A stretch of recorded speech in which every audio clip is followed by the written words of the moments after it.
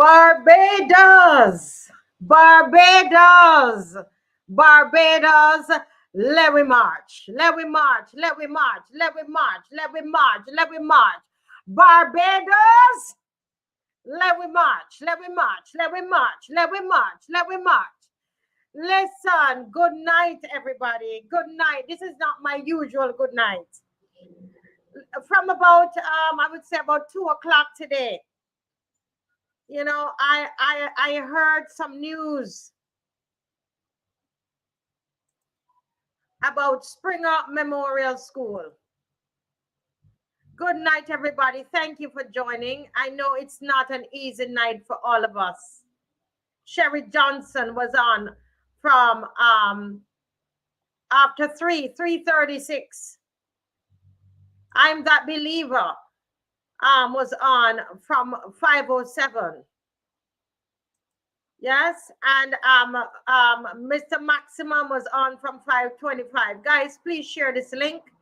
Tonight we have coming onto the show Miss MARSHA HINDS, and she, as you know, is a child advocate, and she's going to be talking about this issue and about the child protection bill, and to show you the connection between what happened today and the child protection bill. Very, very important. Very, very important. Guys, good night. Good night. I'm not, it's not our usual night. We have a whole set of things to do, opposition. Opposition is a lot to dissect tonight. It is a lot. It is a lot to dissect tonight. Please share. Please share. Please share. So let's go over what we learned and what happened today. Loop here. I'm reading from Loop. Drill causes panic. Springer Memorial School students traumatized. The Ministry of Education responds, drills of this nature seek to prepare us for any such occurrences. Now, the drill that we are talking about is not a fire drill. It's not a fire drill that happened at Springer. Yeah, anybody at school ever took part in a fire drill? It wasn't a fire drill. What other kinds of drill that you take part in school? We used to do a lot of fire drills in school. It is a distressing day in Barbados. I thought it was just for me, but I'm telling you, distressing day. Distressing day. Tracy says, I am hurting. I'm so angry that something like this happened in our school system. This is it. Listen, folks. Springer Memorial School had a drill today, and the drill consists of men with cutlasses. Some said it is being alleged that they also had guns. Faces, part of their faces covered.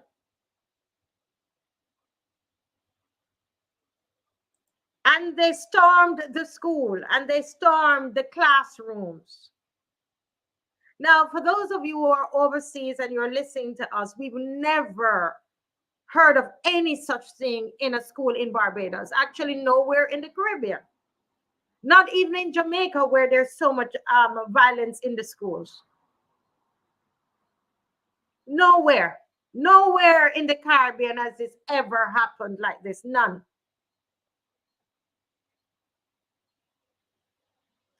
And the children were not told. They've never walked the children through this drill.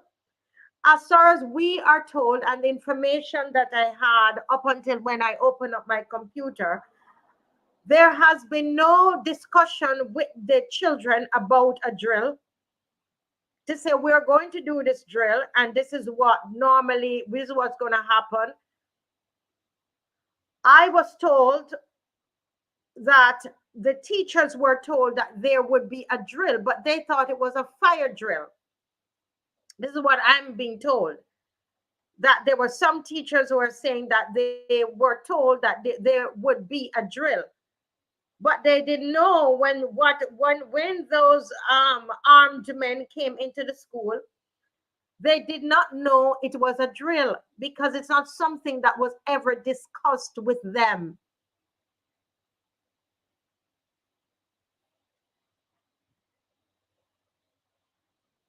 Right?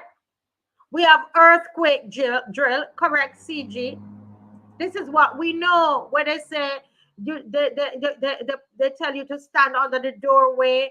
And you know this is being discussed with the students before the drill. The only surprise is going to be when we don't know when the drill would be, but the children would understand what is going to happen, why we're doing it, etc., etc. If it's a simulation. I am telling you, I have never heard of this happening in Jamaica schools, Trinidad. Do you understand? I saw in one case where it happened in America, and it was a big uproar, and they had to come out. Lots of issues came out of that, and they vowed it would never happen that way again. So I don't understand why something like that would happen in Barbados. Now, as a result of that, a lot of children have been traumatized. You hear me? I have had calls from parents and grandparents. Children are home crying. They have left the school and they're crying. I've been told some children don't even want to go back into the school. There are some children who don't want to go back in the building of the school, is what I'm being told. There was a little girl on the her mom was speaking about her, and she had a cut on her foot. Her uniform was torn. Huh?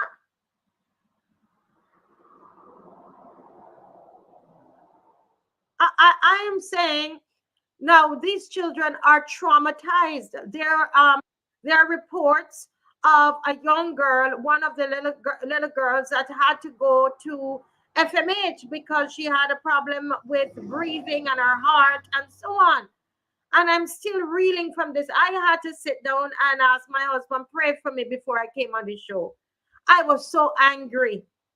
And I did not want to come on here angry, my friends. Right? I didn't want to come on here angry. I wanted Mr. Caswell, Mr. Franklin to come on early because I know that I was so angry about it and so emotional. I had told my husband, I said, come and pray for me, please. Because I cannot believe. When I heard today, I could not believe. I see Mr. Franklin there is settling himself, and he's going to come in soon to take this from me because I don't know. There is an article here that I want to just read to you.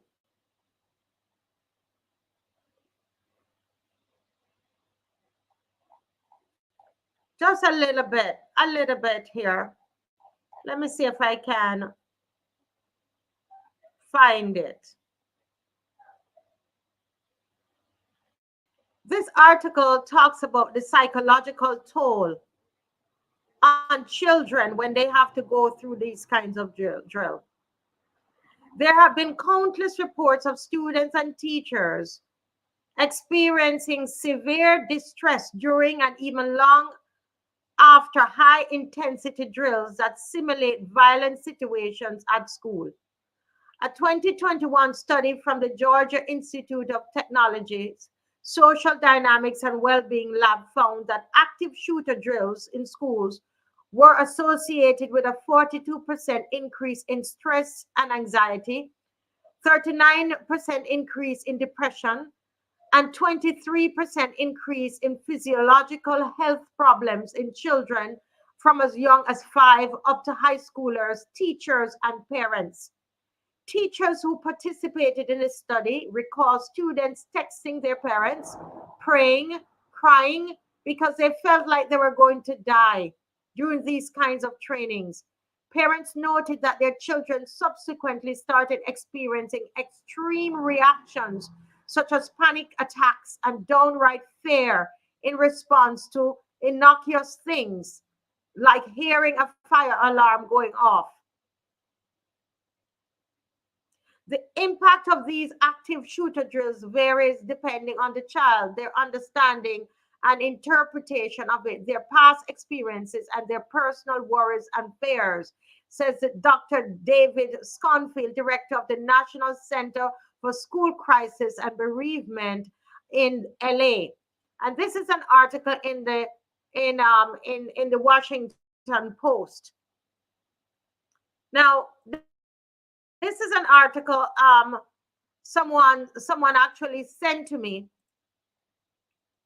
today. And this person was able to go online and to quickly send the article to me. And I'm saying, if this person could go online, and then they gave me the link and I found it in seconds. I wondered, the powers that be, those that decided that they were going to attack the children like this today. That's why all I have to say, I have to call it an attack on our children. Those that decided that they were going to do that today, there is no, I mean, I'm asking the question, couldn't they go and just do a little research? Somebody in that room should be able to say, wow, I wonder how this is going to affect our children. Mr. Franklin, good night, sir.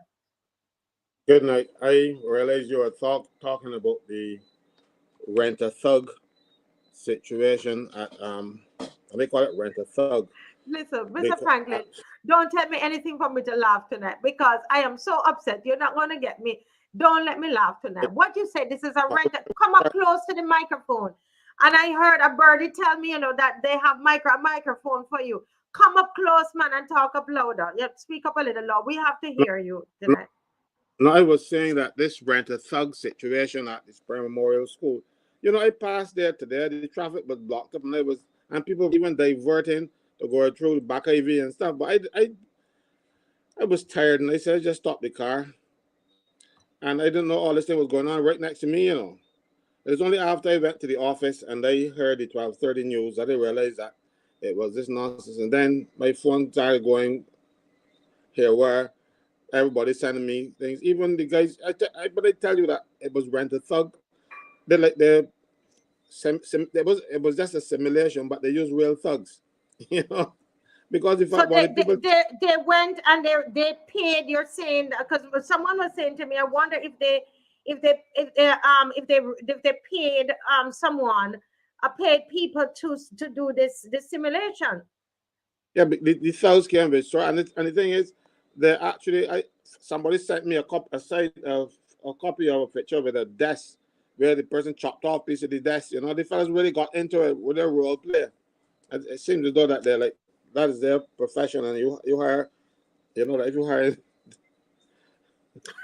thugs, it was said that what one of them actually put a knife at a student's neck. A parent called me today.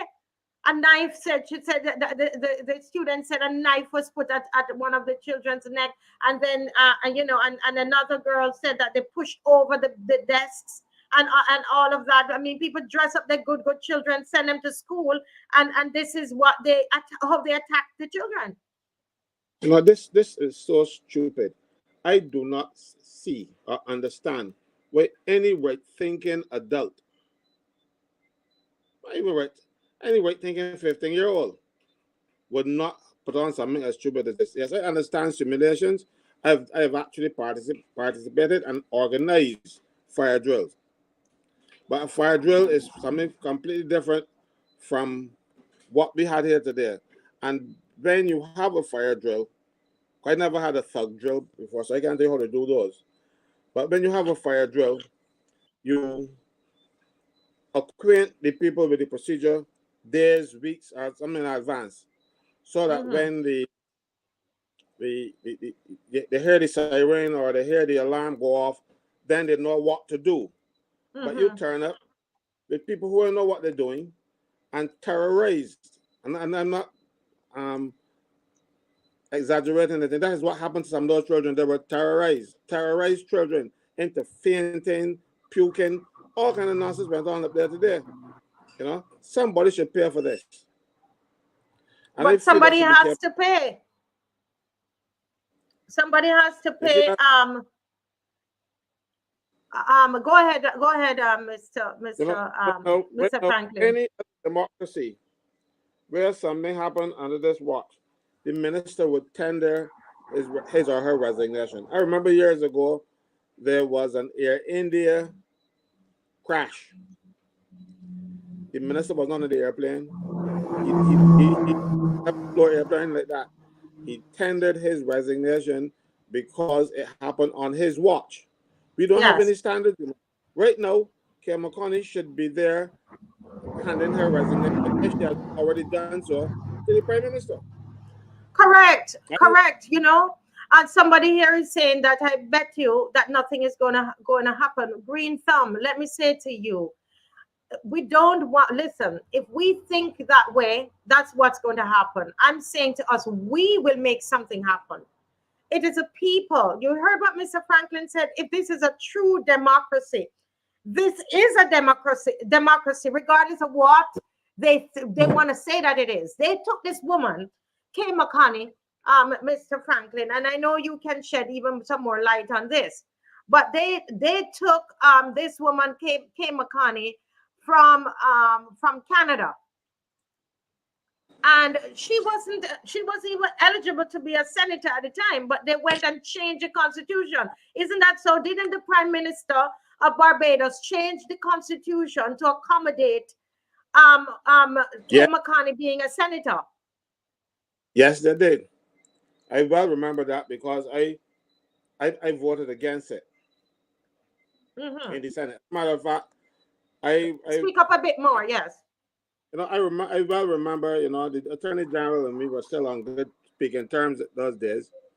And one of the first acts that he wanted me to do was to betray my conscience. He called me and he asked me to support them in this amendment to the Constitution. When he explained what it was, I said, I can't do that. Maybe I should have said yes and then voted against them. She won't be minister yet, but I'd like to Hmm. do the decent thing. So they had to get an amendment to the Constitution to bring her here. And I can understand if somebody is that valuable and you try to get them. But this woman has shown she has no talent. I don't know what other talent she had, but it's certainly in administering anything. And no, she has not sought the prime minister, not the prime minister to hand in her resignation. Something is wrong here. Something is wrong here. Something is wrong here. And then she has this little stooge. There's a stooge that runs behind her, Ramona Archer, which I believe Bradshaw Archer, whatever her name is, Ramona. I call her a stooge, Mr. Franklin. You know why? I believe Ramona knows better. I believe that she's making herself as a stooge. Ramona. That's what she's doing. She knows better, but following these people. You see, that is the problem I have. She is a public officer, or so to speak. Public officers must follow the minister's direction, or they must, according to the Public Service Act, say that I can't do that, minister, and put it in writing. And this is the nastiness that they are doing to public officers now. Right? If you do not agree with the minister, the law requires you to put your disagreement in writing. But that is a public officer who is a full-time appointed public officer and doesn't have any contract, the 3-year contract. Now, let me read the section of the law for you. It says, where a permanent secretary disagrees with a minister on a matter involving a decision by the minister or by the cabinet, the permanent secretary shall place on record his disagreement with any decision or proposed course of action which the permanent secretary finds difficult to defend or which he regards as inconsistent with his obligations to see the administration of his department is carried out with due regard to propriety of the proposed course of action, and he shall set out the reasons for his disagreement. Now, you appoint a public officer on contract for 3 years. Minister is doing nonsense. Right. You think any person whose contract is up for renewal in the next couple of weeks can write a minister and tell minister, I don't agree with you for these reasons? Nah. So what they have done, they have actually, everything this administration has done is to try to destroy the public service and to pull more power onto themselves. Right? There's a sharing of power. The permanent secretary, heads of departments, and people like the chief education officer, they have public service roles. But when you put them on contract, now let me say, she was a physics teacher. And I think she went working at Erdiston, as far as I could remember. Now she's promoted to be chief education officer. They put her on contract. You really feel, and she's a young woman, you really feel that she will oppose the minister in writing and her contract up for renewal, and then they will say, well, okay, you're a nice little girl, we will forgive you your trespasses for disagreeing with us and renew the contract? No, they won't. Not these people. They will remove her. Now, what will happen to her in a situation like this? She either retires or resigns from the post and go home and wait until she reaches 68 to get a pension, or she reverts to the post that she was before. And it is start with people like in the civil service, and the teachers especially. Let's say you have a person who's a senior teacher. They apply for a job as principal because they say, advertise. Now, if I got the qualifications, let me apply. You applied, you got the job. 3 years down the road, you have a contract. They give you a contract for 3 years. Now you have deputies and other heads of department working under you. Now would you expect that person would fit nicely back into a senior teacher down there below the people who she was supervising earlier? No, it will not work. This government has to stop its nonsense. And you hear people who do not understand the public service agreeing with them, because we have a lot of well-intentioned idiots around this place, you know. They come and say, oh, this is good because we're in contract in the United States.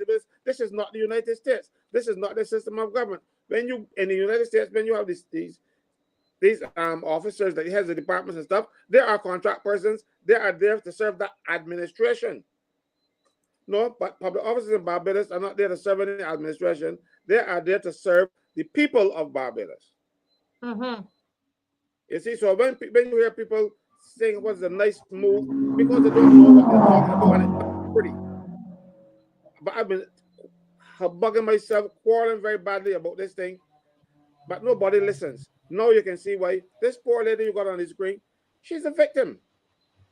You know, but you know what, Mr. Listen, but no, you know, she is, I understand that they chose a young person so that they could do whatever they want to do, a little puppet, and that's what she's behaving like, a stooge.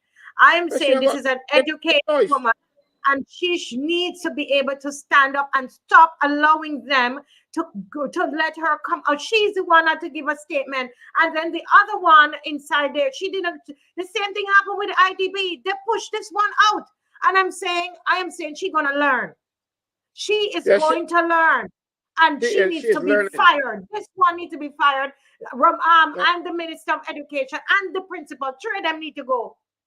She is learning, and she's learning the hard way. She is learning how things should not be done. But what choice does she have? That's what I'm telling you. Until they stop this nonsense about putting people like her on contract, control of customs, where a minister's niece employed in customs went and let in a lot of drugs. That person ain't get put before the court yet. Said, I don't know why, because she was the minister's niece. Norman, and you want to dismiss a fella for 4 bottles of liquor, but a person who actually allowed drugs in by the barrels, they let her walk and go down home. But the controller of customs is on contract, and you don't want to embarrass the minister. This is the same thing that is happening. Poor, I feel for her, you know. I Yeah, feel I for feel her. for her, but we are tired of her too. You know, I'm saying, That is why you the need to person be able to. responsible, that is why the person responsible should suffer the consequences. She is not the person overall responsibility for the Yes, ministry. I She is the understand that. she is the chief education officer who is a technical Mhm. person. They are not allowing her to do what her technical skills or the technical job that she is doing. They want to do it for her. You You look. know, I'll but give you an she's example. gonna learn the hard way, though, Mr. She is Mr. learning the Franklin. hard way. She's Look, learning the look, hard way, look. and I think she needs to go along with McCONNEY and the principal. And I think, Mr. Franklin, I honestly think this is since the IDB. I've been saying, I was saying McCONNEY has to go. Now I'm including this lady with her. I that's my belief, Mr. Franklin. I think there are too many things that have happened to our children. Don't forget, this was under the same administration that someone walked off the streets and allegedly raped a 12-year-old person, in a young child, in the school, while there were teachers and principals and everybody in a school. In this is a government run school in Barbados. That happened And here. not only that, security guards And security guards. and a guy can find himself upstairs with a child. Yeah, You and know, you're supposed to be in state care. We put these parents this morning. You know, things are hard, Mr. Franklin, and they dress up those children in the uniform that is required. They buy the school bags and the school shoes, and send those children to school this morning with their lunch money and everything, for them to be attacked in this manner. you see, that is when you have people who want to pretend they know what they're doing. These people should not be in jobs. This principal should have said, hell no, I'm not in my school. But will she do it? I don't know if she's an acting principal or what, because you know there's just like a lot of principals to transfer them around the place. I don't know anything about her. The only thing I know She's a about her is new that principal. She's the new principal that was she started at the end of last term. So she went in just a couple weeks before school ended last term. So this is her first real term. So I don't know if it's one of those things where they put their friends there and decide that they could just tell her she's another little stooge. I don't know if the principal is a stooge as well. because I find it strange that a principal would make a public statement on the radio. Unless you get permission from the minister. And this is not the minister should not be telling her to make any statement. The minister should be making a statement herself, because it's an offense in the public service for a public officer to make these statements. Right?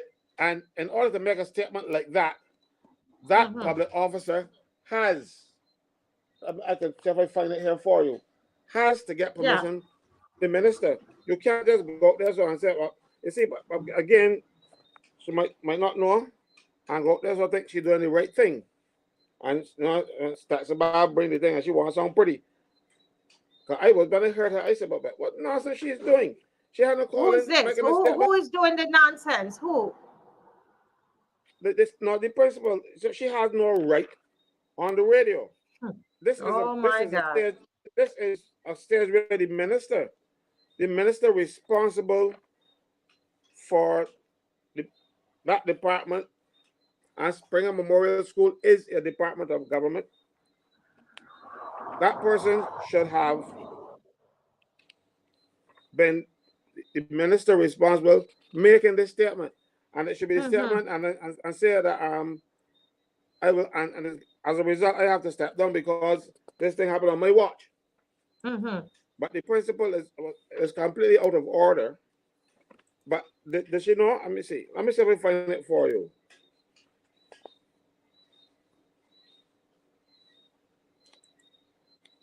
You're not You supposed know, to make. the other thing that we have to think about, I said to someone today that the big question really is, why Springer Memorial School? Why didn't they take that to Harrison College? Why didn't No, they there was take it to Queen's College? Why they didn't take it to Queen's College, Mr. Thing? Huh? Why And didn't they go and take it to Queen's College? the principal at Queen's College was the principal at Springer Memorial School. My information is that she was an excellent principal and she was working, making strides with Springer. And she It's was true. deemed too good for Springer, and they You transferred her true. to Queen's College. It's true. Talk the truth to Mr. Franklin. That woman, You I know? was so upset that they moved her from Springer and they put her at Queen's College because she's too good for Springer. And look at the school that they went to attack. They did not attack Queen's College, and that's the problem with this country. You know, I hate it. This class business. Huh? They can take that. Do you know that those tests or surveys were done at Garrison School before they were even done at Queen's College?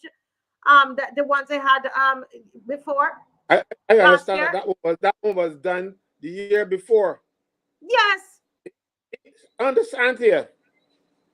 I understand, it was done. It was done at Garrison, the new name, Grade and Sealy School. But because they don't, Grade and Sealy School is nothing to them. Those parents called me and they were telling me, but Marcy, you know, this happened. And the children took it to him and told me, but I didn't know what to do. But because they went up in the heights and terraces and went to that school in Queen's College, and all those parents that are lawyers and things get upset, then it became a problem. No, they took it out to Springer School. Huh? That is absolutely correct. When it was done at Springer and the children were home to tell their parents, that's when the noise started, because it was done the year before and nobody said anything about it. Because the parents of the children at those schools, nobody listens to them. They're the people who don't get into Harrison College and Queen's College, those type of children. You know? Correct. I tell you, that is why I oppose people abolishing the common entrance exam, and I oppose zoning, because they want to put their particular people into the schools that we consider the higher and the better of schools, and they put the people who left back in those schools. Now, you had a woman who was an excellent principal. She was an excellent principal for all reports. I only met her once, and I was impressed by her. I told her so. And she's turning Springer around. And the people in the ministry decided, no, she's too good for Springer. So good for She Springer. should be at Queen's College. Mm-hmm. And the thing is, it is not a promotion for her. They're going to get all principals to get the same salary. So it is not a promotion. They said about they promoted her. It's only promotion she got is prestige. But they needed her to handle those children, the big ups and better off children at Queen's College. This place is rotten to the core. Rotten. And this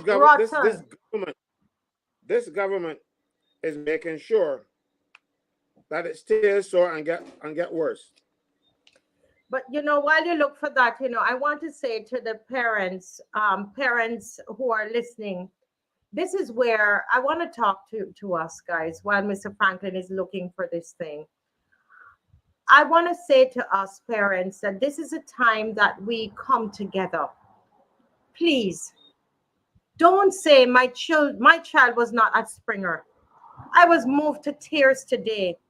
I was so angry today. I was so hurt today when I heard. Where were you when you heard the news? How did you react today? I want you to think about that. And I want to think about whether, if it was your child, how would you feel tonight? And I'm saying there are about 22 or so secondary schools in Barbados. Each school having probably about 800 to 1,000 students. Can't all those parents come together? Let's get out on Saturday, 10 o'clock. Do something you've never done before, Barbados. Do something like that you've never done before. You say, Mrs. Weeks, I've never marched before in my life. Can you do this for the children? Do it for your children. They have been attacking our children.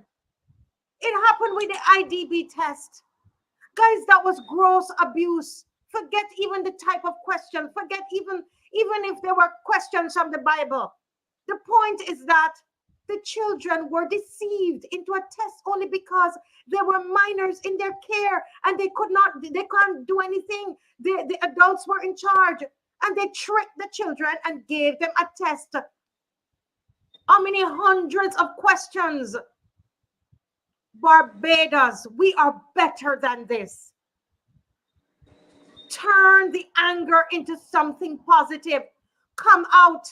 And I also say to us Barbadians, give the Prime Minister an ultimatum of when to fire this woman that we have on the screen called McCONNEY, and give her an ultimatum on when to fire that the chief education officer, and when the principal should go. And when that doesn't happen, I say turn up at the Ministry of Education. Enough is enough. Let me explain. The Prime Minister cannot fire the Chief Education Officer. She can maneuver her into a position, but only the President, on the advice of the Administrative General or whatever commissioner call themselves these days, Professional Administrative General Commission, what do they call themselves?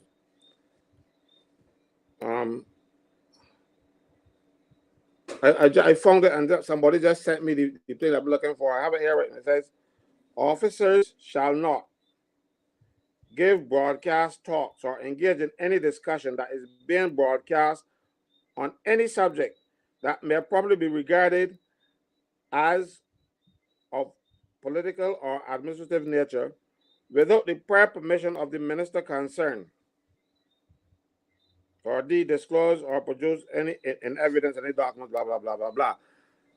The minister is the only body who can authorize a teacher. And I don't think Ben Statson Bob stick that microphone in her face or call her on the phone that she would have called the minister, go ahead, because that's not her role.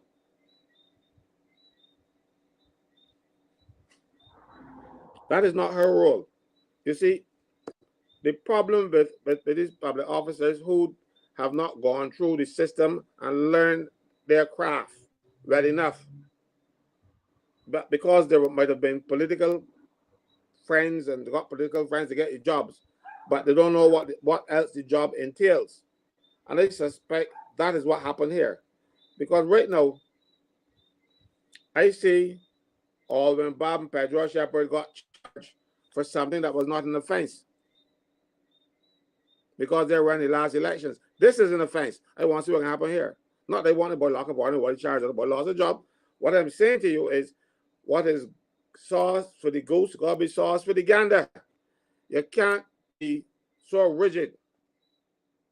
I talk about it the other night here. I said, look, people can get away with what they like. We had a senior customs officer cabinet, $70,000 US. And when the court ordered the man money reimbursed, because the man went to court to get back his money. Couldn't find it. That person was promoted. The person who had the money and then had to bring back 140,000 Barbados dollars. The man said he had 70,000 US, and I don't want no Barbados, I want US. That person had to scramble and find the money for him, and that person has been promoted. But then you would lock up a guard for a couple of bottles of liquor that he ain't even talked to the airport yet. Even if he had intended to tell him about the airport, he didn't left the airport with him yet, or he went to any customs point with him yet. But they were so anxious to lock up him. But yet still, it is the nastiness in the public service where these senior people can get away with all kinds of bad practices. I don't want to call them anything higher than bad practices, and get away with it, and nothing happens to them. Now, somebody should pay for this.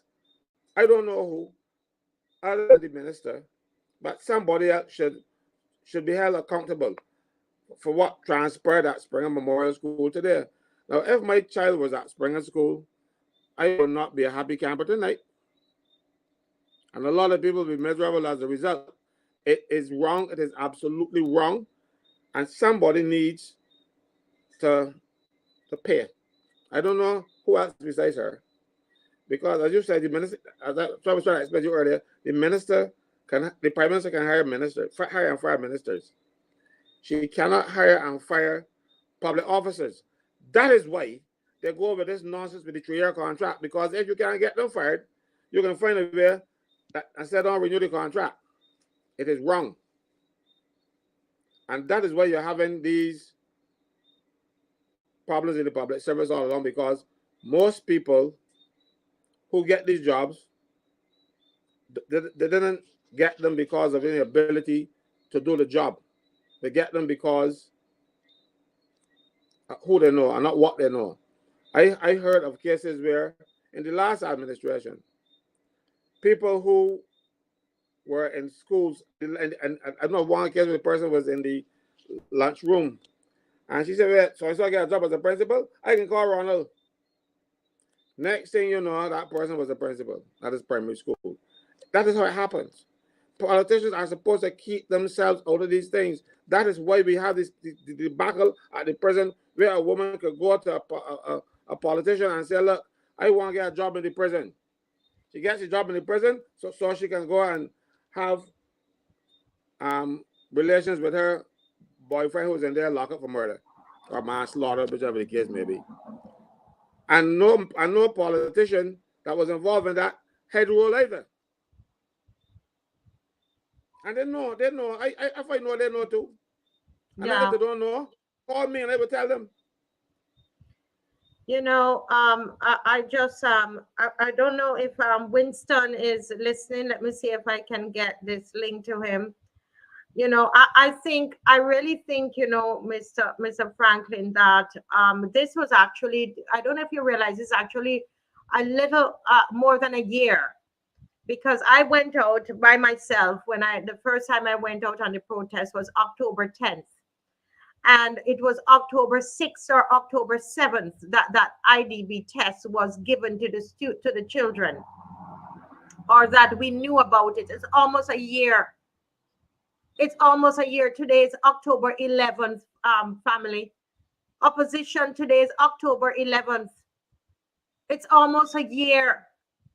And we are here again with the same thing. I am saying to Barbadians, no, we cannot allow people to listen. They have walked over us for years. They have trampled upon us for years. They have thrown job in our faces for years. They've spit on us. They do all manner of things to us. These governments, BDP, all of them. That's what they've done to us. And you mean to tell me we're going to sit down and allow them to do it to our children? Only last year, about the same time they did this. No, not our children. This is where it should not matter. It should not matter Marsha, what side of the fence you're on, whether you're BDP or whatever. Forget that foolishness right now. We're talking about our children. Yes, Mr. Franklin. Today I was so busy. But I had to go off, and I had a couple of meetings, and eventually I had a trial, so I couldn't listen to anything on the radio. But I just got a message that said that the deputy even spoke too. It's a free for all. Well, they're going to speak, because this woman that you see on the screen, this arrogant woman who told us the last time she is not resigning. Remember, she told us that the last time. She told us McCONNEY is not resigning. She refuses to come out to speak on anything. She pushes out that little stooge to come out, and she refuses. And I'm saying to Barbadian parents, come on, man. Come on, parents, regardless of whether your children are from Springer School. Forget that nonsense about with school and my school and being all snuffy. Every child at Springer is your child. Every parent needs to get mad about this. Every single parent in Barbados. And find yourself out there on Saturday and join with whatever initiative that is happening. Enough is enough. Marsha, I want you to do me a favor. WhatsApp me your email address. I want to email you 2 documents because I want to speak to them later. And it's going to shock everybody in the administration, public service, when this is disclosed. So I want to have that. Because I'm going to email you now. You're not going to believe this. I didn't believe it. But you know, Mr. Franklin, this thing I don't like. There's something that bothers me. And what is it that bothers me, guys? It's when people believe that they could do anything and get away with it. I hate injustice. If this was done at Harrison College, you hear what I tell you, Barbados or Queen's College, as was done with the IDB, we would not hear the end of it. It's only because the little bit of them scream and tell the parents. You understand? This would have been happening in any little school that they do, and they think it nothing of it because they don't value those children. You gonna take man with cutlass and bring on the people children, huh? What kind of thing is that? I say if they don't go, as Caswell said, well, the prime minister can't fire her. Well, she need to resign, and we need to give the government an ultimatum. We need our resignation. And McCONNEY, you don't put through the resignation, we gonna march on Ministry of Education. I know what the police said, but there's a time for listen, let me not say more because I'm getting a little hot in the head right now. I think this here, if she ever dare open your mouth, but you're not going to resign this time around. Mr. Franklin, you think she could open her mouth and say she's not resigning this time? Yeah, because she has the backing of a person who would bring her from Canada. So they think they could do anything to get away with it. Because when you have to change the constitutions are not something you change willy-nilly, you know. So when you change the constitution, that means it has to be a very important thing. And she is so important to merit a change in the constitution, she feels protected. That is why she can get away with this. And the last one and the one before that and the rest to come. You know, RJV said, go ahead, I'm sorry. No, go ahead, brother. This parent is saying parents and children should line either side of the street outside the school, indicating that the girls are traumatized to go back on the compound and attend classes. Springer Memorial parents, I want to see what you're going to do in this place. And the rest of us parents, we have got to stand with you. Come out and march on Saturday. But listen, I think I agree with this parent and go up to the Ministry of Education. McCONNEY, you have to come out. You can't decide if you're not going to resign. Huh? You tell us last year this time you are not resigning. Is that why you opened your mouth and said?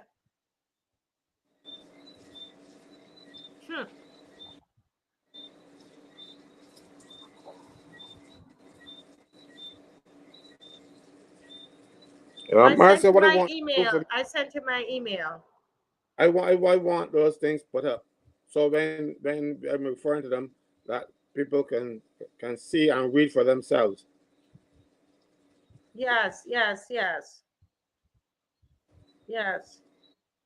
Let me just send. I see Marsha in the back there. Marsha in, and she's getting ready to come on in the next 10, 11 minutes. I'm just gonna let Winston has something important. I know he wants to say just for a couple minutes. I'll just let him jump in here. Let me just be able to send him the link. Winston, and when you get the link, just come in for a couple minutes, and we have to talk about strategy for the parents and the grandparents and the aunties and the uncles. And I'm saying, listen, we need to, we're not taking any Kool-Aid speech, though, Glenn Griffith. They could go drink the Kool-Aid. Go and tell her, drink it herself. Go drink Kool-Aid and get diabetes. Don't bring that Kool-Aid speech here. We don't want it. You understand? Tell her go drink her own Kool-Aid. Because nobody's going to take it. Winston, come in quick for a couple minutes before Marsha comes on. They're saying that a girl jumped off the balcony. And you know, do you realize they took it to an all-girls school? What? All these people wicked, Mr. Franklin. You know, they know who to play with, you know, because some other schools, the fellas would have pulled them knives too. You know? So they went in trouble, the girls. This is so stupid, it's ain't funny. You know? I hope tomorrow that they have every counselor, every psychologist, and everybody like that. Let's go try talking to those children, you know. Because those children will need it. You know, you don't. A lot of these children are sheltered. You know, these are not thugs. They don't know the rough life. And when you this with a fella turn up outside your school, your door, with a college knocking, they come in, and then chopping off piece of the desk. You know, man, chop off piece of the desk. You know, there's some bad actors. I'm saying, you know, Mr. Clark is here. Winston is still there. You look like you fall down.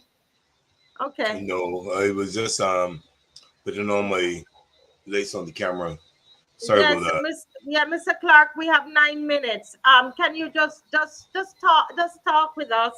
I know you had a lot to say and have to break the story as well. Go ahead. All right. I know that usually what transpired here is we were between two minds relevant to it, because at first people were saying that it was people running in randomly, just running to the school, and then they came and said that it was a drill. I know the norm with drills is that usually you carry out an exercise first so that people will know what to do when the time comes for the drill. This did not happen. All right, not with this anyway. They caused children to panic. I am speaking to a parent right now as I'm speaking to you here. As I'm speaking to you here right now on the phone. And they're saying their child has asked that they be transferred. They're not going back to that school. All right? They're saying that that a young girl got her foot fractured barricading doors. And they're saying that another young lady jumped off the balcony in panic. No. Children have been traumatized. I mean, emotionally, psychologically, some of them have received cuts and bruises, whatever. They're also saying that a cutlass was held to a teacher's neck. I sent the pictures to you guys where the tables were even chopped up and everything. I don't know what kind of simulation that is. I know about fire simulations. I know about earthquake simulations. I know about tsunami simulations. This is the only country where you've got cutlass simulations. All it is a drill to allow parents to know that they can sue the Ministry of Education and get some good money, because that's what I'm advising people to do. I'm advising them that this lady that you have here, all right, McCONNEY that you have here on the screen, that she must go. She must go. It's not ifs, ands, maybes, or buts. She must go. And then sue them. Sue the Ministry of Education. Sue her as first defendant. Sue Ramona Bajan as second defendant. And put the principal as the third defendant. And sue them. And if they want assistance, call me. My number is 282-0602. Call me. And they can do it together in tort. And it's almost free. You understand me? All they have to do is pay the paperwork. Put them in court. It's at this time. It ain't enough is enough. It ain't enough is enough. It's too much. It is way too much. That's the ADB. That's the sexual molestation. They promised the children, the parents $100 to help the school books. It hasn't materialized. All kinds of things going on. This is the worst Minister of Education in the history of the Caribbean. I've never seen anything like this in my life. All right? That's what I have to say. I'm very, very upset about it. I'm extremely upset. And if my child had been going to spring, I would be at the court in the morning. You understand me? And I would like people to ask for this lady's dismissal, resignation, whatever, and do not send your children back to school until something is said relative to her, because it could not have been done without her authority. The principal can't do it by herself. You understand? This is the first time I've ever heard of any kind of drill like this. And thank you for having me, Marcia. That's what I have to say. Yeah. You know, thank you, Winston. I asked you to come on because I know you are very, very upset about it. And you know, as we all are. And I'm hoping, my hope is that you know, parents would put this anger into work. And That's right. before the night is up, we will make an announcement as to where where there's going to just be a little meeting, a meeting tomorrow evening. Because I'm the parents, I'm feeling the pain of these parents, and this is something that I would do, just you know, not necessarily as a march, but as as a meeting, inviting them obviously to the march. But I really you know, would see if something my school could do.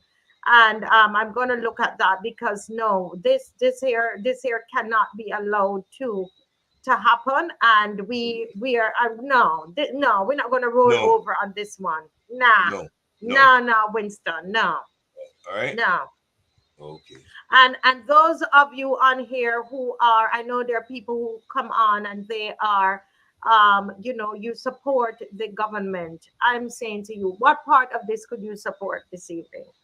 What is a part of this that you could support? I want to hear from you. Honestly, talk to me. Am I missing something? Tell me the part of this that you could support. And that's the thing with playing politics. You know, when we start to do that, then we don't sit down and work out. You know, just think about the thing properly. You know, when it comes on to our children, you know, it's off limits. You can put job in my face, and you could spit on me, and you could do whatever. So when you come on to my children, is a whole different thing. And that's the place that Barbadians need to get. Whether or not your children are at Springer Memorial School, let's cut out the selfishness that is happening. There's a selfishness.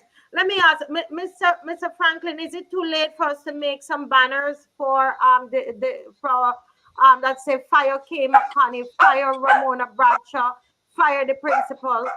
I serious, you know. Can we make some new banners for Saturday? Um, I am not available tomorrow. I got meetings tomorrow and Friday. It was the only day. But if people come down to the office, the facilities are there. They can use them. Mm. Okay. So Winston, let's chat in my WhatsApp, okay? Before Okay, let's do that. let's keep All right. chatting, and let's see what we can arrange, because I can't unhear this, if that's a word, and unsee it. You know, people need to come down to the march, and not just that, but there's something else that needs to happen. And I believe that we need to meet with parents and discuss that, right? That something must happen, and I don't believe it just getting rid of her, but something must happen, because people must seek redress for what transpired, not apology. We don't want the wind. Yes. All right, something must happen. Okay. Somebody's So saying that they can come tomorrow and help. All right. I can. I will be there in the afternoon. Caswell. I will pass by in the afternoon. It has to be after 1. All right, but well, I will be there. I'm leaving the office. About what time?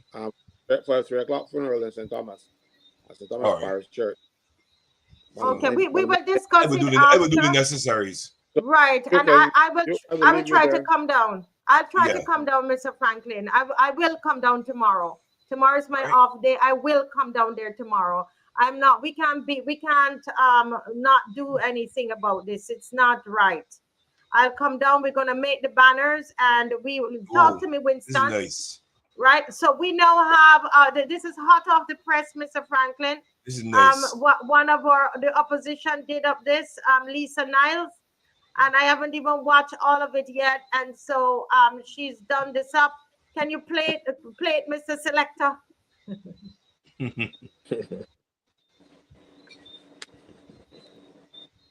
Okay, can you play it from StreamYard? Okay, I'll play it. Let we march, let we march, let we march. Let we march, let we march, let we march. Barbados. Let we march, let we march, let we march.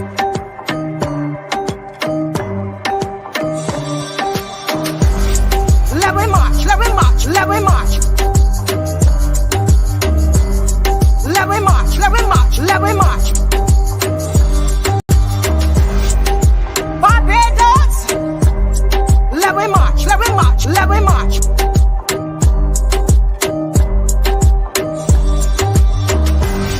Let we march, let we march, let we march. Let we march, let we march, let we march. Barbados.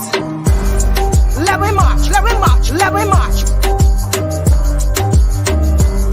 Let we march, let we march, let we march. Barbados. Not yet. Okay. Come on. Oh, they can. Okay. Yes. Let we march, let we march, let we march, let we march. That is what is happening this Saturday. But I think in addition to that, there are some other things that need to happen surrounding Springer and the Ministry of Education. I really believe that. So, guys, you know what? Thank you, Winston, for joining us. Thank you, and keep talking to me on the WhatsApp. Thanks. Yes, Mr. Franklin, we have Miss MARSHA HINDS with us this evening. And funny enough, I had asked her to come on to talk about the child protection bill and the government, you know, and the fact that when you go through the child protection bill, you notice that the government is not held accountable in the child protection bill. Well, I don't want her only to talk about child protection. I wanted to talk about Spring as well. To talk about what? Spring school. I don't want to limit her. I don't want to limit her. No. She's going to talk about that as well. But what I wanted to say tonight, guys, she's going to talk about Springer. For those of you who are listening, there's no way this woman who advocates on behalf of girls and women would not be talking about the attack that happened on our women, on our girls today at the only all-girls school in Barbados. There's no way. And listen, only the universe could have put this together, because MARSHA knows it's the truth. We had planned for tonight. She was supposed to come on Monday, and it was planned for her to be here tonight to talk about the how, you know, the state abuse and how that needs to be covered, right, MARSHA, in the child protection bill. So this is like the universe lining up, guys, speaking to us Barbados. So don't worry, she's gonna talk about that. Go ahead, Miss MARSHA HINDS. Welcome. I'm sure you heard what's happening in Barbados. Greetings to your audience. Greetings, Caswell. I hope you're all good. So it's so interesting because, you know, it's one of those moments where you almost say, when this happened, I was, and you say what you were doing, right? Interestingly, I was on Brass Tacks earlier today because I heard the moderator start Brass Tacks with kind of a defense of the common entrance. And I think, you know, those people who follow me know that I have protested against the common entrance for a very long time. So the substantive job that I have had for all my life is teaching. I'm a teacher by profession. That's what I do. Mm-hmm. I started my career at the Parkinson Memorial School, specialized in special needs education, taught at the Erdiston Special Unit and Hill Special Unit, Wesley Hall Junior School for a little bit of time, and then went to the University of the West Indies. Mm-hmm. Taught at the University of the West Indies, Cave Hill and St. Augustine, and now teach at a university in Canada. And I'm just saying that to contextualize that education is my thing, right? Mm-hmm. Like that's my substantive job. And the Ministry of Education has always had issues in Barbados. This is by no means the first time we have ever had a poor minister and a poor chief education officer, right? I mean, this is I think the teachers in Barbados have done a lot in spite of the administrations. And I say that as a person, like I said, who has had a front-hand view of what has happened over the years. But this is definitely the first time. Well, no, you know what? It isn't the first time. If you count EduTech and a couple of other fiascos that we have had, it is not the first time. I was going to say that it's the first time that we have had administrators who are so brazen about being poor at their jobs. But it isn't the first time. The Ministry of Education over the years has become one of those ministries that has been removed from excellence. That's the way I feel about it.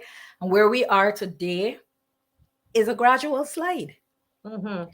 Now, at the university where I work here, a couple of months ago, there was another university close to where I work where an actual stabbing incident happened. An actual what? An actual stabbing incident. A stabbing incident happened. So Yes, this is a hate crime. There was a hate crime perpetrated in one of the classrooms. right in Canada. And so, yes, this is Canada. And the university where I work, obviously, you know, because you're in proximity, because you don't know how big these things will get, there needed to be a plan developed for our university. And that was done, and drills were done. But there was nowhere in anyone's mind where we felt like we could traumatize students in the name of a drill. I remember a part of what happened at the institution is that obviously, you know, staff have to go in, meet with security officers and understand how the emergency plan in the university had changed. And one of the things that we were required to do is that when we were talking our students through how the plan had changed, we had to let them know that there was counseling and support available, just because we were telling them the plan. And if anyone had emotional needs or any kind of wellness fallout from that, they got counseling just from hearing about the changes in the plan. So I really don't know how what unfolded in Barbados today. I don't know how anyone could think that it is acceptable to assimilate masked people with arms walking into a school, and we're passing that off as a drill. I think what it shows up is that in Barbados, we are a violent society. As much as we talk about the boys on the block, as much as we talk about violence as if it is sections of our society, as if it is removed from who we are as a people, it is not removed from who we are as a people. As you know, in the work that I've done with women and girls over the years, there would be, you know, 14-year-old or 15-year-old girls, they go to the hospital, they're pregnant. Sometimes the circumstances under which they fall pregnant are not their fault. They're victims. And you would hear how nurses carry them along. You would hear how doctors speak to them. We are a violent society. And it is only in a violent society that you could get what took place today being adults sat and planned this drill. Adults, trained teachers. I understand the ambulance was there. I understand the police seem to have known. Individuals who are at the helm of our society across our civil service sat and planned that drill. And you're telling me that nobody at no point in time in any one of those rooms could say, this is not acceptable. We cannot do this. You have children at that school who are survivors of trauma. You have children at that school who have lost relatives to gun violence. Mm-hmm. You have children at that school who live with abuse within the home. You have children today that were re-traumatized and re-triggered because somebody thought this was the way to do a drill. I want to say I'm surprised. I'm disappointed, but I'm not surprised. And I hear you, you know, I was kind of following to you know, obviously to see, you know, what you were talking about before I came on. And I heard you calling for McCONNEY's resignation or for something to be done. And I want to think that something will be done. And at the same time, you have to remember that this is the government of GIS. This is the government where there is a minister of government still seated today who presided over a naked child in a cell in solitary confinement. Mm. No. What do you mean? A naked child in a cell? What explain to me. So don't forget that one of the first issues that made me speak out about the government industrial school was that they were holding a child naked in solitary confinement. Yes, that is true. That is true. They had a child. How old was this child, Marsha? Yeah. How old was the child? At the time she was 14. Right? So if we understand that this is the government, that minister is still presiding today. Yes. That minister is still in the cabinet today. So this is an administration that has appetite for and tolerance for 14-year-old girls being held naked in solitary confinement. So if we couldn't get that minister removed, if we could not get accountability for that child, how are we going to get accountability for the children at Springer Memorial Secondary School? Right? And I think it really drills home the point. I think you may be onto something where you say, you know, the universe has laid a context for us tonight, because you have a child protection bill in Parliament right now being considered. And if this child protection legislation were in place in this country tonight, the parents of the Springer Memorial School could not use it to trigger any kind of response for their children. So hold a minute. So hold a minute, because this right now. I want everybody that's on to take a moment and listen to what Miss Hinds is saying to us. Mrs. Myrie, okay, is saying to us. She is saying that with the present state of the child protection bill, that is the bill that is supposed to protect the children of Barbados, what occurred at the school today would not, you're saying it would not, nobody would be liable then underneath this bill? No, the parents of those children could not use this piece of legislation to trigger any kind of investigation, to trigger any kind of mechanism of care, of concern, because this is one of the things that the child protection bill is silent on. What happens to children in state care? And I think it is one of the flaws of the legislation. It is one of the gaps in the legislation that is problematic. In Barbados, we have the perception that when children go to school, they're safe. I don't think that when children go to school in Barbados, they're safe. I think that there are a lot of good teachers in Barbados. I would never say not. I was one. But I also think that there have always been, among teachers in Barbados, an element that don't have the best interest of the children that they serve at heart. Mm-hmm. And I don't think that happens because they're teachers. I think that happens because we come from a society where we do not perceive children as little humans, to put it that way. Yes. So when we started the show, you would have seen my son, you know, we hug. He is ready to go to bed. We hug. He came, we hugged, you know, whatever. He needs that to Mhm. feel safe. I don't think that we still have a way to go in Barbados with how we relate to our children. Mhm. And I think the Sprayer Memorial incident is just another one in a slew of incidences recently that have shown us that we have some growing to do as a society, Mhm. right? Mhm.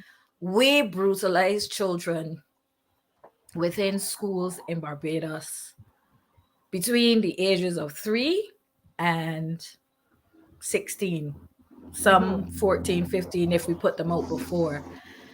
And everybody in Barbados is now so concerned and confused about why our young people, you know, tender ages 18, 19, 20, 21, 22 are frustrated with life to the point where, you know, they're dropping out. And even before Mhm. we had the high rates of suicide in our young people after COVID, we have had those young people who find their way to the blocks of this society and kind of sit there and are not productive in the way that we would hope for as a society, right? And I'm not saying that they do that because they're bad. I'm saying Mhm. that a lot of them do that because they also are not coping in the way that we would expect our young people in the country to cope. Barbados is a harsh society. It's a Mhm. harsh society, right?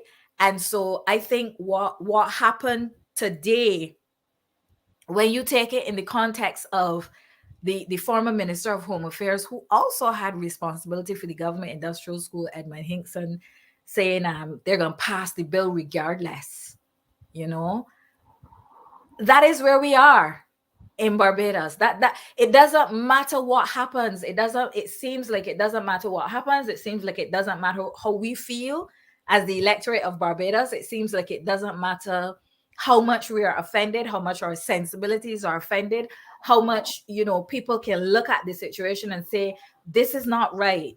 Mhm. This is not how this is supposed to be doing. Our government refuses to listen. And Listen, that but is so Marsha, problematic. you know, you made mention early of you know, the current Minister of Home Affairs, who's Wilfred Abrams, and I remembered I was just in shock at how we came back several times saying that there was no abuse. He said there was no abuse at GIS, and to the point where I tell you, Mrs. Myrie, that I went and I started to I started to ask questions about it. I started to ask people, is it, because I'm wondering, you know, is it really true? You know, as you know, I'm not from here, so I just wanted to be honest because I didn't want to be in a hype situation, because I'm saying, oh, is the minister saying there was no case? He didn't even say that there were 3 cases or just one. He said that there was no instances of abuse, you know. And to see how this man, after you and many others, you know, you led a campaign against what they were doing, and he had to go back, and he came back, right, and said that they were abused. I was shocked.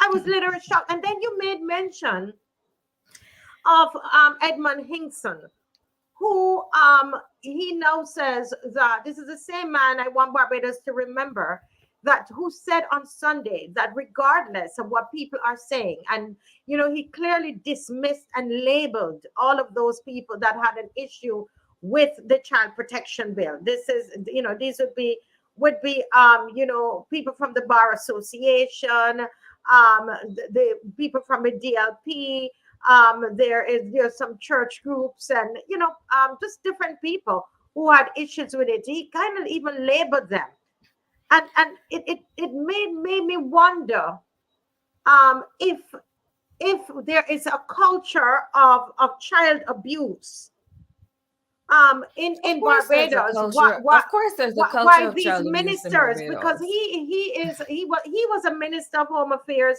Wasn't the GIS also under him, Edmund Hinkson? Actually, Edmund Hinkson is the one who appointed me to the board of GIS. So he was the Minister of Home Affairs before Wilfred He Abrams. was the Minister of Home Affairs before Wilfred Abrams. He's the one that appointed me as the chairman of the government industrial, sorry, not the chairman, the deputy chairman of the government industrial school. He is the one that I spoke to almost from the second month of the promotion to start to say, not promotion, job, whatever it was. Service, it was service, that's what it was.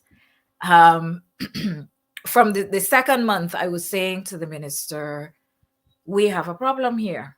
This is not comfortable. We have a problem here. And obviously, because, you know, people in Barbados know the work that I have done, people were contacting me with stories, like people were telling me stories.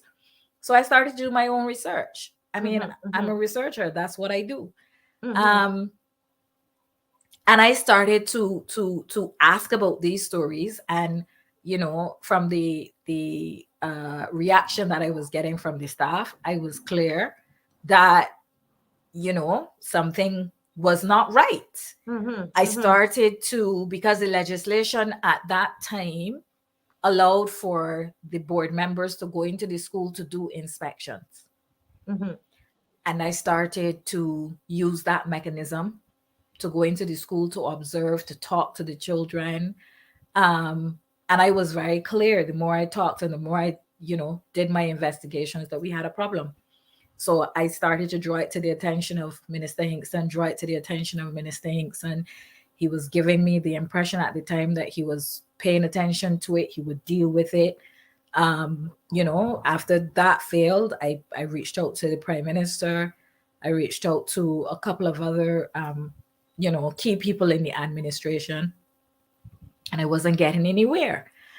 But when the heat was beginning to, I guess, ratchet up a bit with the government industrial school, EDMUND HINKSON found it fit to say at a meeting of government officials that had he known that I was a survivor of childhood sexual violence, he would not have put me on the board of the government industrial school because I was too close to the issue. Now, he said this in a meeting. He said that in a meeting, and actually there was a man at the meeting who called me.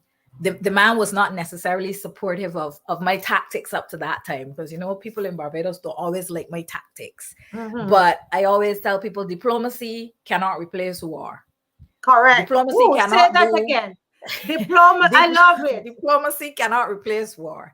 War is war, and when war is needed, that is what is needed, right? Anyway, the man was not convinced up to that point, but he said, you know, as a man, you know, he was not with that comment. He was not happy with that comment.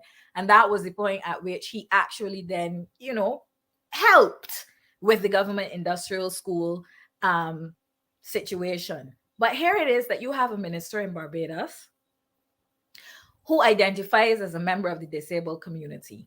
And that is his right. He has done his advocacy for members of the disabled community. You know, I would never say to EDMUND HINKSON that he could not advocate for the members of the disabled community because he identifies as disabled and he is too close to the matter. An individual who is a survivor of sexual abuse understands sexual abuse. There's nothing for me to be ashamed of. There's nothing to be, you know, whatever. That's what I am. That's who I am. That's why I do the work I do. It is, how dare he tell me my proximity to the work and whether I should have his permission to do it or not. I don't need his permission to do it. So at the end of the day, I think what we need to understand in Barbados is that this is what we see playing out at the Springer Memorial School today is not peripheral. It is the belief. It comes from the philosophical belief of this government about the treatment of children, right? And it is not just McCONNEY. It is EDMUND HINKSON. It is Wilfred Abrams. It is a party position.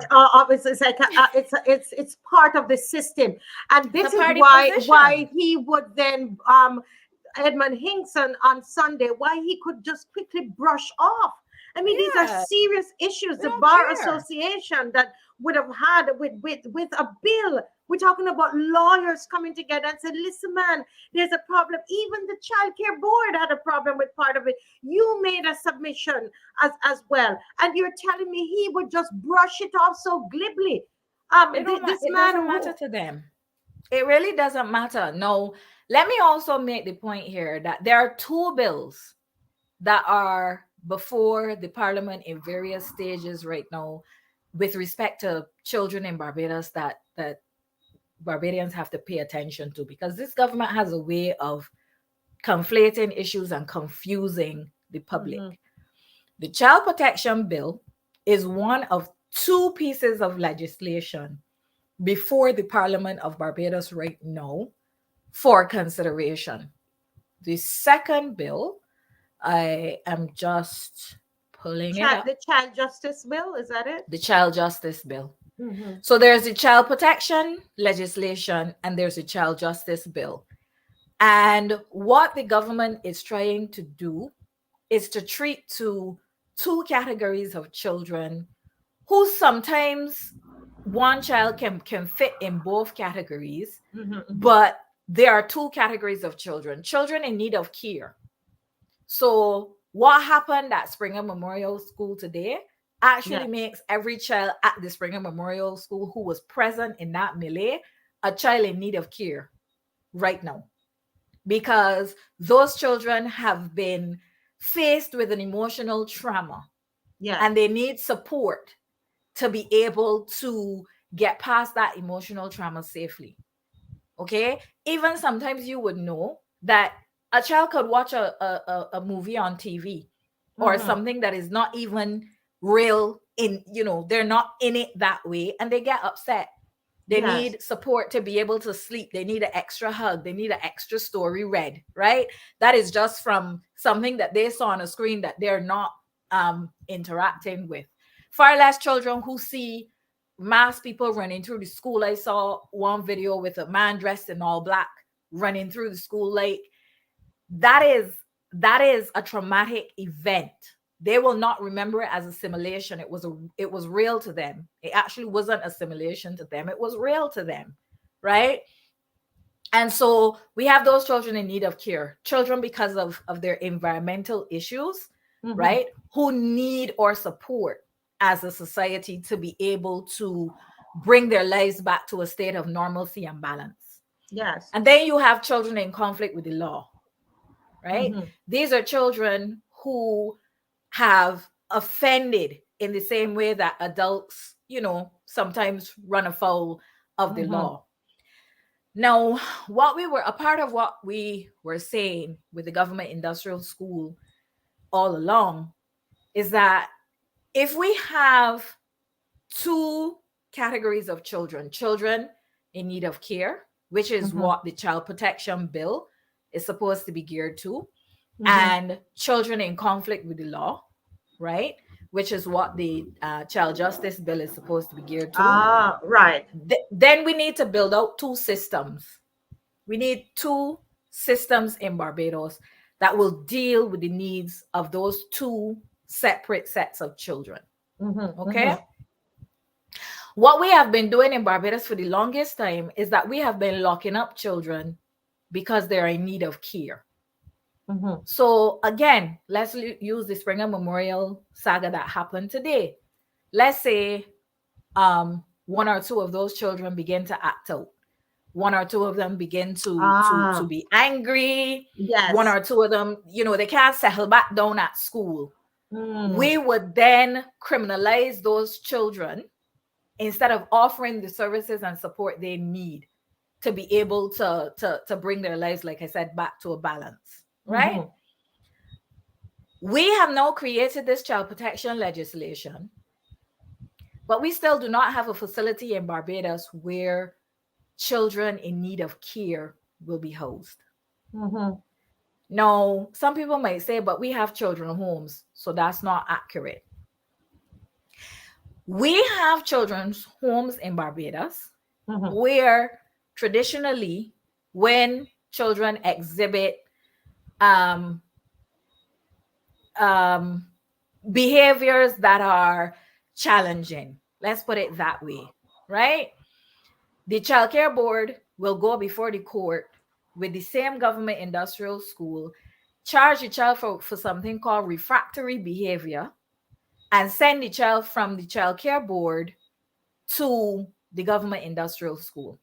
So when I say we don't have a place to facilitate children in need of care, I don't just mean linear care needs. I don't just mean a place to I sleep. understand. I Right, don't to just mean hold food them. to eat.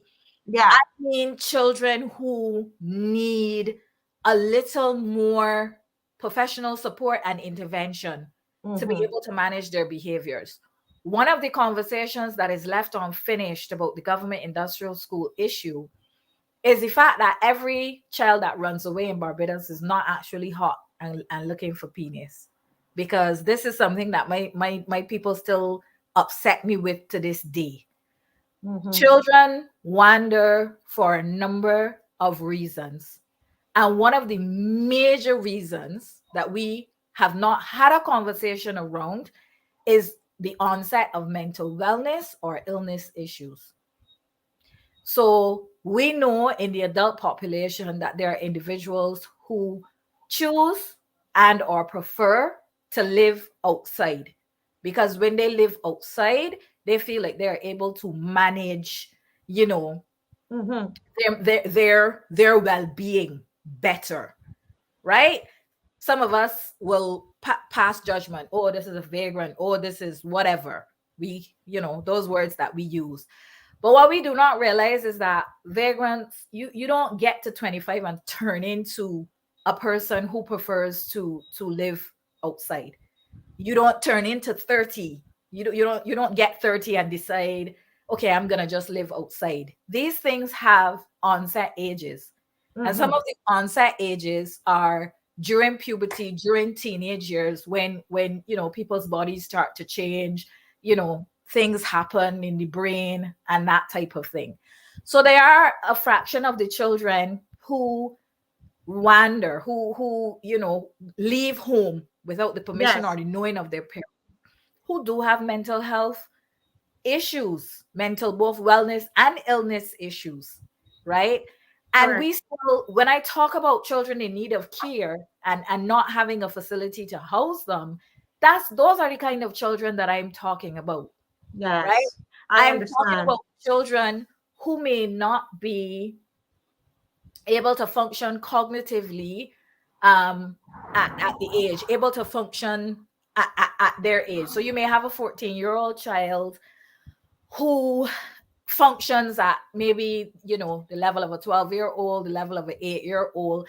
And interestingly, sometimes when that happens, in terms of their schoolwork, in terms of their ability to be able to reason and to, you know, use their mind power, they're functioning at maybe 8 or 9. But when it comes to their physical, they are functioning at 14 or 15. So you have an individual who has the knowing and the mentality of an 8-year-old child, but they want to experience sex because another part of their body is functioning in age appropriate ways, right? These are the children that in Barbados are still dropping through the cracks. Cracks, right? I understand. Because there is no place for children like that. So Edmund Hinkson is happy to stand up and tell us that he doesn't care about what we are saying. He doesn't care about how much training, you know, the people who are trying to draw some of the things that we're trying to draw to his attention. He does not care. He's going to pass the legislation. Now, when you pass the legislation, but you still do not have a system. Today is International Day of the Girl Child. What an irony. I didn't even think of, and Springer Memorial is an all-girls institution. Why we would do this at an all-girls institution? Why we would do this? That's the thing. This is, you know, the more I think about it, I don't even understand, Marsha. But yeah, I really want to make the point that what we now have in Barbados is two pieces of free floating legislation. I can share with you aspects of the submission that I made to the Yes. committee.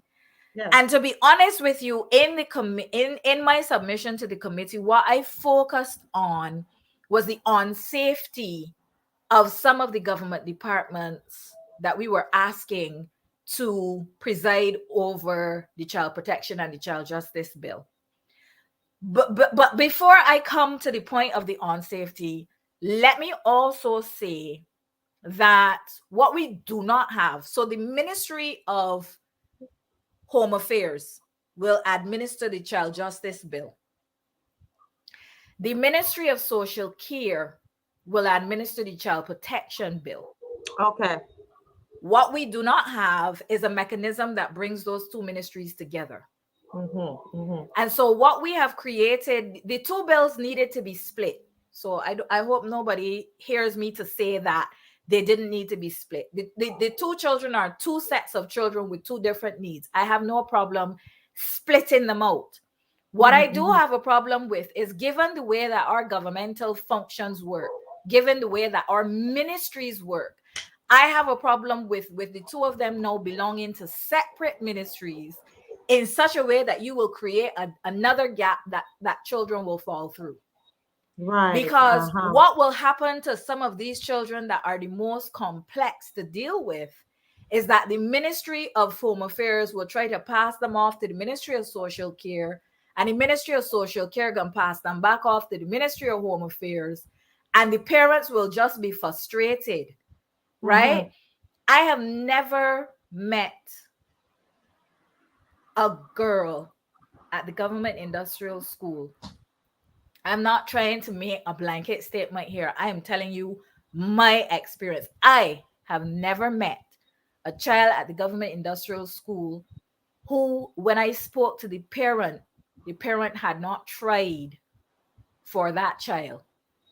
But a lot of the parents don't understand the system. Remember, we don't teach civics in Barbados. That's not by accident. The things that CASWELL is doing on this program, teaching people about how the ministries work, teaching people about the legislation, who has what power, etc., that has not been done in Barbados. CASWELL can tell you, I think it stopped, as far as I know, back in the 1970s. But we have not taught civics in Barbadian schools for a very long time. It is not by accident.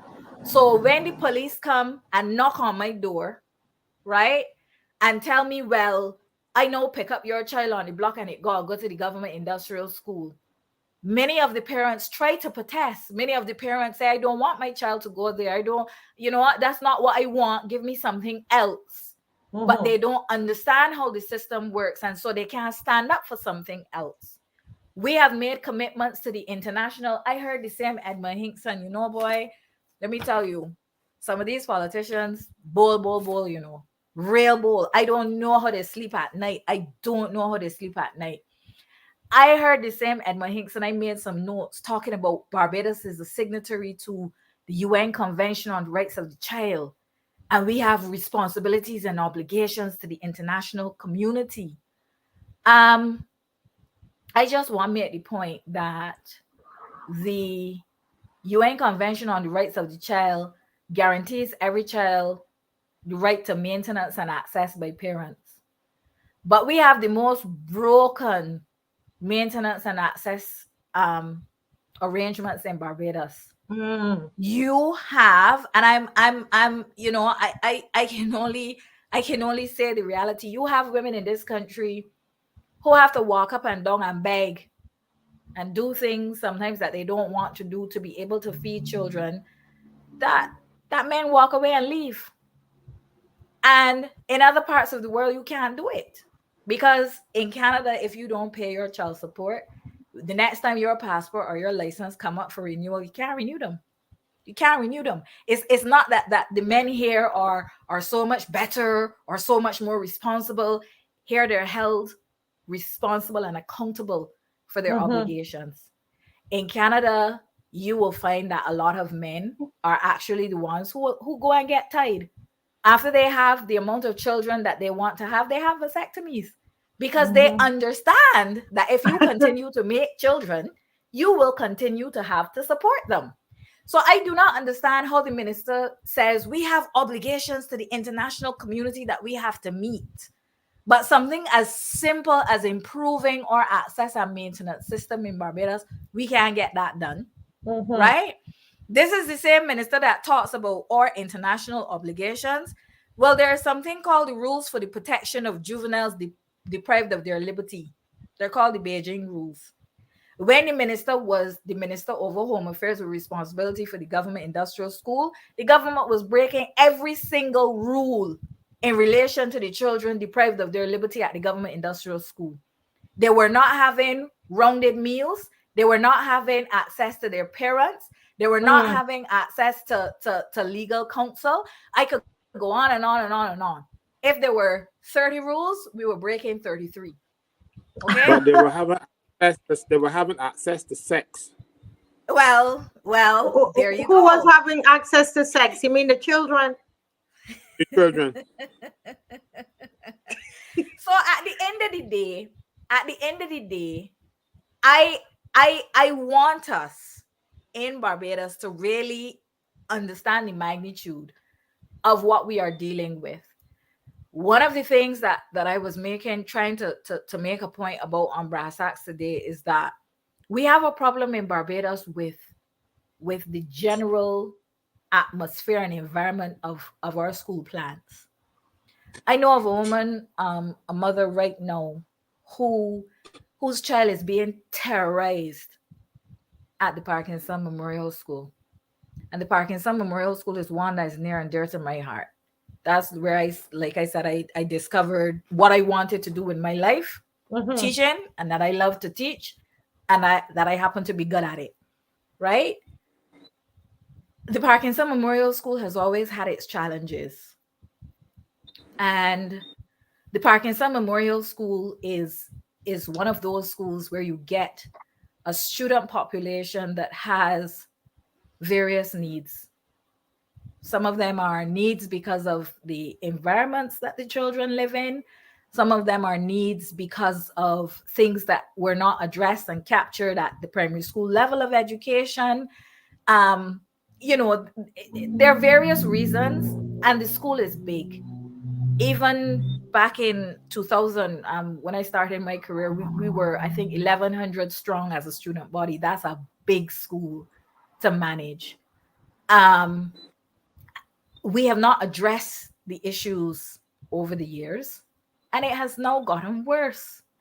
And so you have a child receiving death threats, and the mother is trying to go to the police before something happens to the child, and the police telling her to go back to the principal, and the principal telling her to go to the ministry, and the ministry telling her to go back to the principal, right?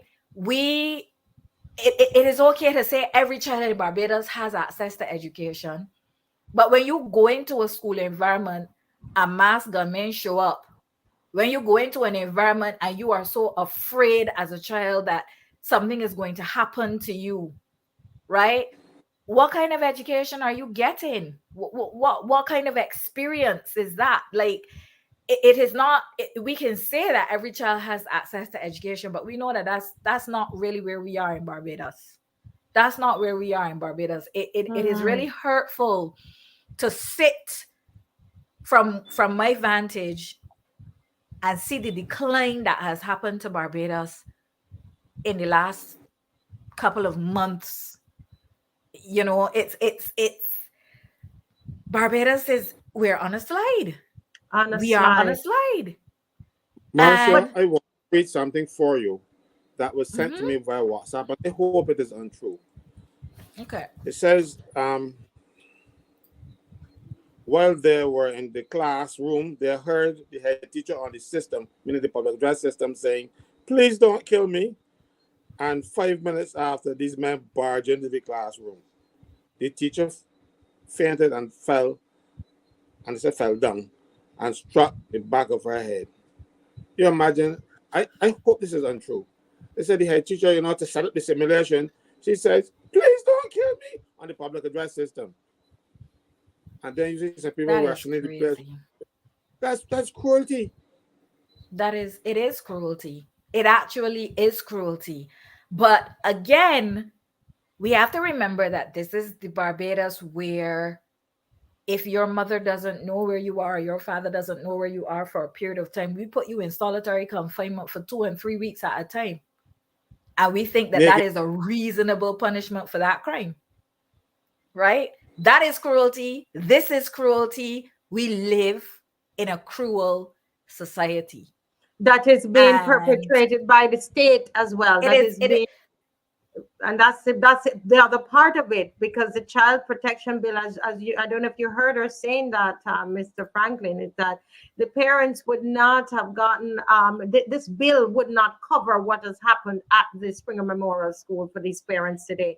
The Child Protection Bill that Edmund HINKSON is letting us know, to hell with what you all want to, your concerns. People like MARSHA, who is saying, you know, the state must be held accountable. MARSHA is saying that that bill would not benefit the parents and the children today. You heard that, Mr. Franklin?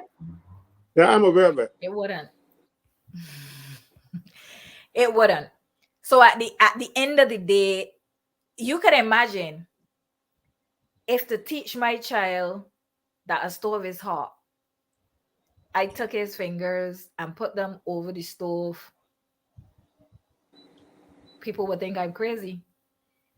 The state would come to my house and seek to take my child away because I would be seen as a cruel parent. And Marsha, but apparently, something quickly right there. I just want to cut you, just because I want the people to understand something. That portion, when you said that if you put your child's finger over the fire, this and the state would, you know, they would say you're crazy. And according to that Child Protection Bill, you know, that child can be removed from your home for doing that. Am I right or wrong? Yep. It's child abuse is what it is. It's child abuse.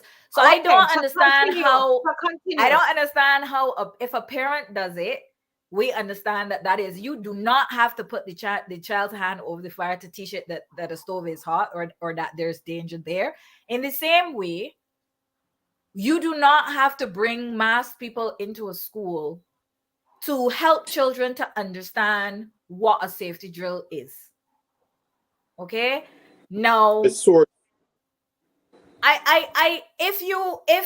only thing that you need the children to know and understand is where the points that they would line up for safety, or if you're doing a drill where, because if the children do not know what the mechanism is to be safe to begin, okay, what are you drilling them on? Because if they're masked individuals in the school, whatever, there should be some way that you know, there can be a panic signal activated, right?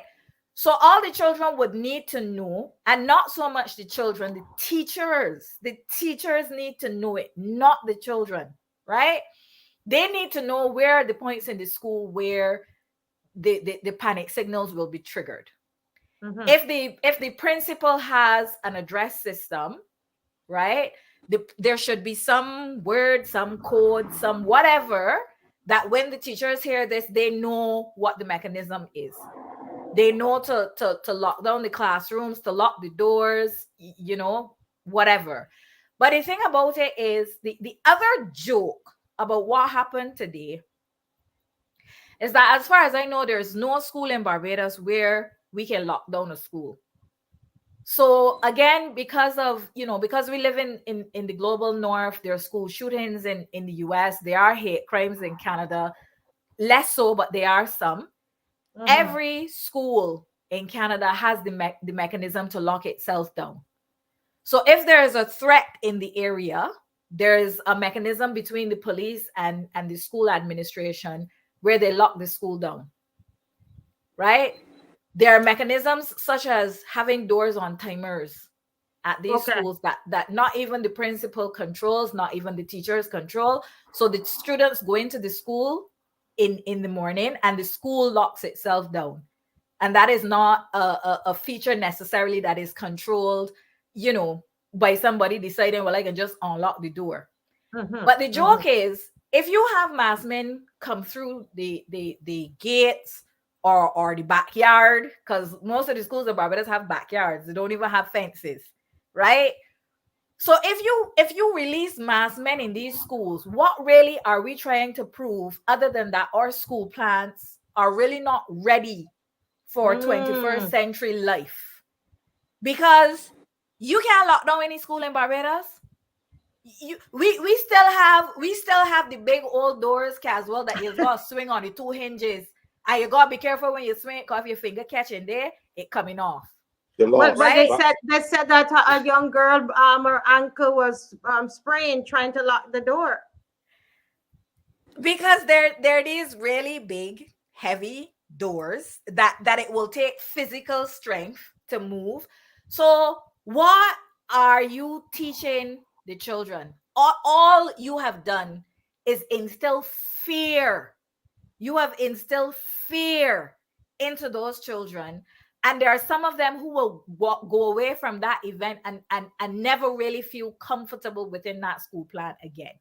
Because I think if anything that could have come out of that drill is the reality that they can't really do anything. What can they do?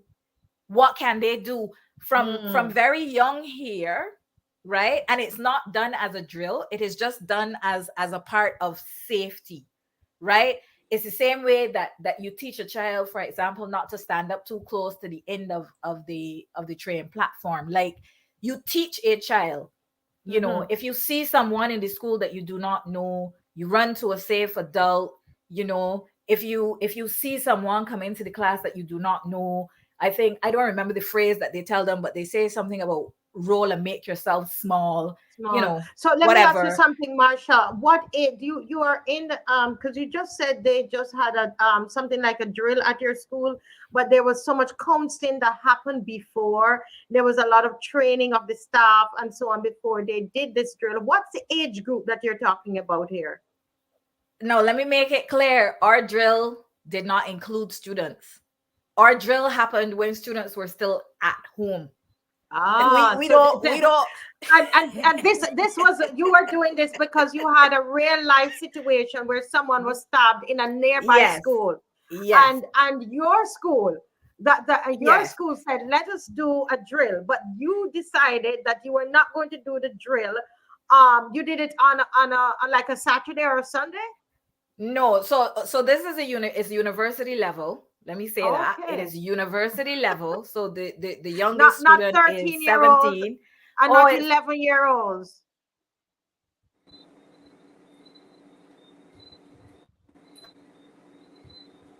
I'm the one stuck. Am I stuck, Mr. Franklin, or Miss Hines is stuck? Miss Hines is stuck. You know, what should have happened at that school? They should have told the children at assembly, at some group of meeting, whatever, if something happens in your school and if we get the signal to lockdown, put all the desks behind the door and stay in there, don't come out till you get it all clear, because they're not the best to run. And especially if people shooting, you can't run any bullet. You do not terrorize children and they don't know that it is a drill. You know, if it were, I remember I was a soldier, and we used to have drills. You know, and when the alarm sounds, they tell you, come as you are. And I will never forget, the guys who know me, they always talk about this now when they see me. I was on my bed laying, I was just covered in the sheet. So they said, come as you are. So I just threw the sheet over me and I walked down looking like an Arab, you know. But that we made fun of it because we knew what was going on. I just stepped into my boots, threw the sheet over me, and I went downstairs, and everybody was trying to put my sheet up. They told you what was going to happen, and you understand. Right? So we knew it was a drill. We didn't, mind your effort, we're not a drill. We got to run to the armories and get our weapons and that kind of stuff. But it was a drill. We knew it was a drill. We knew what was coming up, but we were men. Well, I thought it was a man too. I was a little boy, you know, little fella at the time. But the problem is, this is not how you conduct a drill. You explain to the people what will happen if there is a problem. You tell them. Like how Marsha said, you train the teachers. The teachers are in the class. The teachers that will take control of the children Right? So you don't even have to put the children through any agony because the Hmm. teachers would know what to do. Teachers would take control and they would then do the locking down or whatever. Because a child should always be in a class with a teacher. Right now, if the class teacher don't turn up, you have people to substitute. So there's always a teacher in the class. Mm-hmm. But this should not have happened. This Mm-hmm. was this was wild west cowboy behavior. And then, and I said earlier, they just rent a few thugs and brought them into the school, and these children are gonna be getting nightmares after this, you know.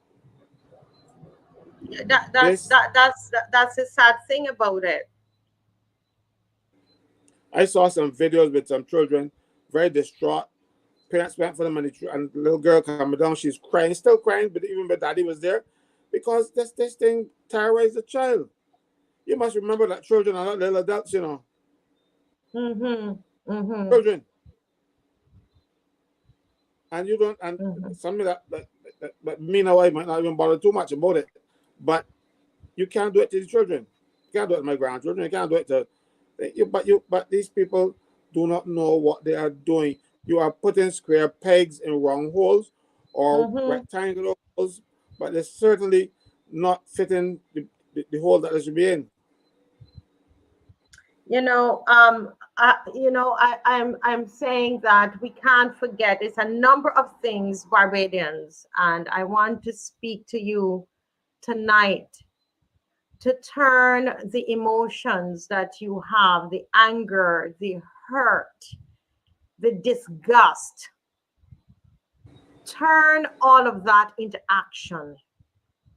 And I'm asking Mr. Franklin to check your phone, Mr. Franklin, your WhatsApp message. I sent and asked you a question there because I want to make an announcement tonight. And if it can't be done by you, we will do it by our place. But I believe we need to turn this into action, guys. There are 574 of us watching on the various platforms tonight. 574 of you are on here tonight. And I'm saying that we can make a difference. Yes, We this is can entirely make a possible. difference. Yes? Is that This is okay? possible. That's Yes, this is possible. okay. I'm asking, now that I've gotten the permission from Mr. Franklin, listen to me carefully. Everybody on here, I am inviting you down to come to Unity Workers Union on 6th Avenue, number 5, 6th Avenue, Belleville, number 5. I don't know if Dave could just write that up for me, please. Help me. Number 5, 6th Avenue, Belleville. We're inviting all the parents, all grandparents. Come. Even if we don't have enough chairs, we will stand up and let us put minds together and let us come together. All the parents, we're going to send out a little flyer with it. Tomorrow evening, we're going to come together. Right, we can, when you come and walk with some card, right, Mr. Franklin, they could walk with some card as well, because while we're meeting those, we can, some of us will be there from earlier, doing some placards. What's the earliest we could come to do the placards, Mr. Franklin? 10 o'clock. From 10 o'clock in the day, we're doing placards at Mr. Franklin's at Unity Workers Union. All parents, all aunties, all grannies, all uncles, from 10 o'clock. At 6 o'clock, we will have a meeting because I know some of you are at work. So at 6 o'clock, we will have a meeting. You will be out of there by at least 7:30. So in case you have to take the bus and so on. An hour and a half meeting that we are going to plan. We're not going to do it on here. We're aware that people can come in and infiltrate. Well, they can do it at a for them business. The point is that we're going to do something. So whether they know something coming already. You understand? So if they want to come and infiltrate, a for them business, right? Come tomorrow at 6 o'clock is a proper meeting we're going to have, Are you a parent? I don't business if your children didn't go to Spring Up. You're a parent, you're an auntie, your uncle, your granny, you're a sister. Unity Workers Union, 6th Avenue, Belleville, number 5, building number 5. We're going to meet there at 6 o'clock, meeting from 6 to 7:30. Because we don't need any long meeting, Mr. Franklin, because people need to go home and take the bus, right? But from 10 o'clock, you can drop in and out and make some posters. The posters that we are making, the banners and the placards that we're making are just going to be about this incident. Because we have the rest for the other things, right, Mr. Franklin? Yes. So the placards that we are making, bring markers and bring Bristol board, right? Bristol card or Bristol board. Bring something. We're gonna make them tomorrow. All right. So come up to there. I'm gonna be up there. Winston is gonna be up there. I don't know who else is going to come up, but I know I can talk for myself. Right? I'm going to be up there tomorrow because this we mean business. It's not a joke thing. Okay? It now goes so. This one not going like that. Back to Miss MARSHA Hinds Myrie. I like to call the whole name. CASWELL, why you disconnected my internet? It isn't me. It is M. Right. So we were talking about the drill, and I want to make it very clear that a drill of that nature at my school is not a live drill. We don't get to terrorize students and say, oops, it was a drill. We don't get to do that. Mm-hmm. So what happened is that coming out of the incident, the security team and the deans, the what would be the equivalent of a dean, like the principals and the senior teachers, mm-hmm. meet with the staff, right? Yes. The school paid attention to, and of course, for obvious reasons, I'm not going to divulge too much, but you kind of think about the plan, you think about your vulnerabilities, and you put mechanisms in place. Mm-hmm. So unless the Springer Memorial School is fenced all the way around, which I will probably bet a good $50 it is not, because a lot of the schools in Barbados are not. Unless your school is fenced all the way around, you do not need to terrorize your students to know that that is a vulnerability. So the conversation more becomes, how can we make our school plan safe? Right? You don't need to have people in mass running through the school plan to know where your vulnerabilities are. You have trained mass with swords. Swords. I still am waiting for some of the video footage to come in because I am in such disbelief. I know, I got set back in the day because it got me feeling old now. Even something like taking the scissors to your class to do art, taking a knife to do something. You had to be so careful with those things because there were protocols. There were things that you had to do. You had to take it to the office and let the principal know that you got it on the property, what you're doing with it on the property. Apparently, anything just goes now, right? But so our drill was more like, sorry, go for it, CASWELL. No. Nobody said anything goes. I just simply said yes because municipal education has lost its way. It has. I agree. I don't know if they know where the way is now and how to get back there. We need transformation. And I do agree that if something of the magnitude of what happened today had happened here, somebody would definitely lose their job. And you're saying in Canada, if something like that have happened, people would have lost their jobs. Absolutely. Because at the end of the day, that turns into yes, it would not happen. It really wouldn't happen. But so yeah, our drill was more about looking at the plan, looking at our vulnerabilities, making sure the staff knew what they needed to do. There's no use of technology to be able to make both staff and students safer. So they're actually safety apps. Now, the Ministry of Education is not rolling out no safety app in Barbados. We can't even get our licenses to print properly at the Barbados Licensing Authority. We can't even get the ID cards sorted out yet. So we're not ready to start safety apps in school, right? So these are the kinds of things that when you focus on drilling in the educational sector now, these are the kind of things that you are testing. You're testing, how students understand to use their safety apps on their phone and that type of thing. And like I said, even just for having these conversations in the classroom, you are encouraged to remind students, not encouraged, required to remind students that there is mental health support, because you're talking about people's safety. You're raising the anxiety level of people, and everybody can't handle that, right? And so just for discussing, the measures that we're taking to make people safer, you have to remember to remind students that there's access to mental health care and support should they need that, right? And like I said, we come from a region where we know that this is a school where it's an all-female student body. And we come from a region where we know 1 in 3 women and girls face some kind of abuse in their lifetime.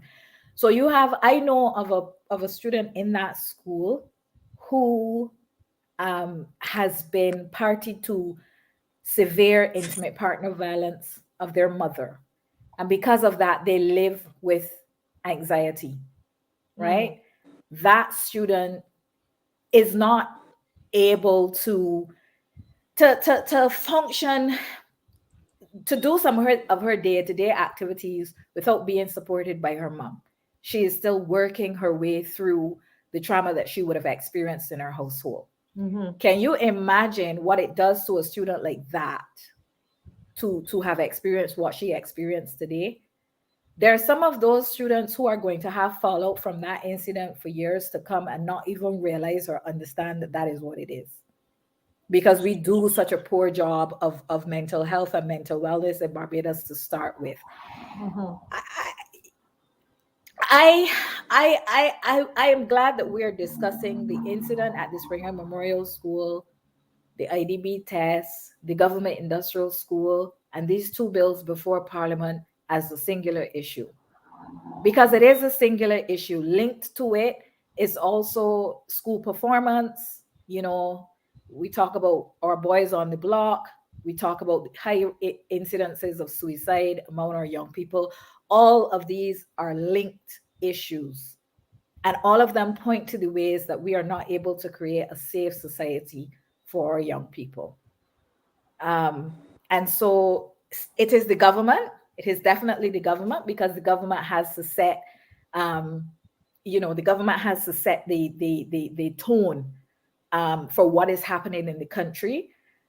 But I like what you're doing in terms of meeting at the union, because CASWELL will tell you this is how we went into the nationalist experiment as a country. We sat and we talked to each other in unions, in small groups, in households, and built the vision that we wanted to see for our country, right? And then we achieved that, and then we gave our vision to politicians. And some of the politicians have been able to further our vision, and many of the politicians have sold out our vision for our independence and for ourselves. And I think we are again at one of those periods of our history where we need to sit down and start to talk and start to reshape the vision that we want for our country. So I really like the idea that you guys are meeting. You plan placards and that kind of thing, but you keep the education going, because a big part of the problem that we have in Barbados, people talk about, Bajans don't sell. Bajans are not well informed. Correct. Right? Bajans need to understand more about how democracy works, about how government in Barbados works. We need to understand our history, because if we don't understand our history, it will come back to us without us realizing. that it is really history that's coming back to us. I don't want Yeah. them to find out how government works. I want them to find out how government should work. Mm, There's a mm. difference there because what government is doing, I want I'm embarrassed. You said something just now about the licenses and stuff that we're gonna get rolled out. You know who was initially responsible for all of that? McCONNEY. Really, that's true. The Yeah, Minister of Information. You're right. it was something called really something technology and whatever. You're You're right. serious? Yep, she was yep. I responsible remember for that. it. Yeah, she was. I When remember you said that. that, it just jumped back to me, Yes, because you're she didn't right. get The ID card project as well, they and decided that the whole records in the fiasco. public service and that kind of thing. That was her responsibility. Well, Yeah, it you're hasn't right. gone well, and some person who has failed, you get a bigger responsibility. That is only in Yeah, Barbados. yeah. You have No, you're right. failed miserably, and we give you more responsibility. Only You're happen here. absolutely right.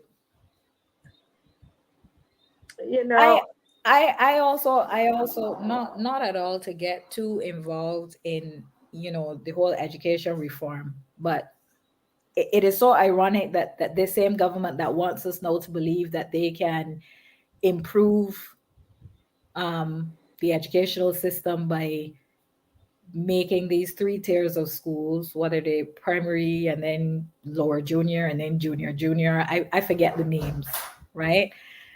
But this government wants us to believe that they are going to be the ones to move our educational system beyond where it is right now.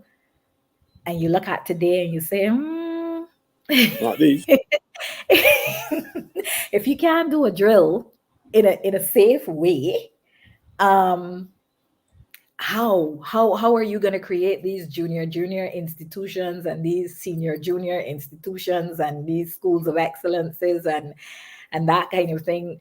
The reality of the situation in our schools in Barbados is that many of our classrooms are too big.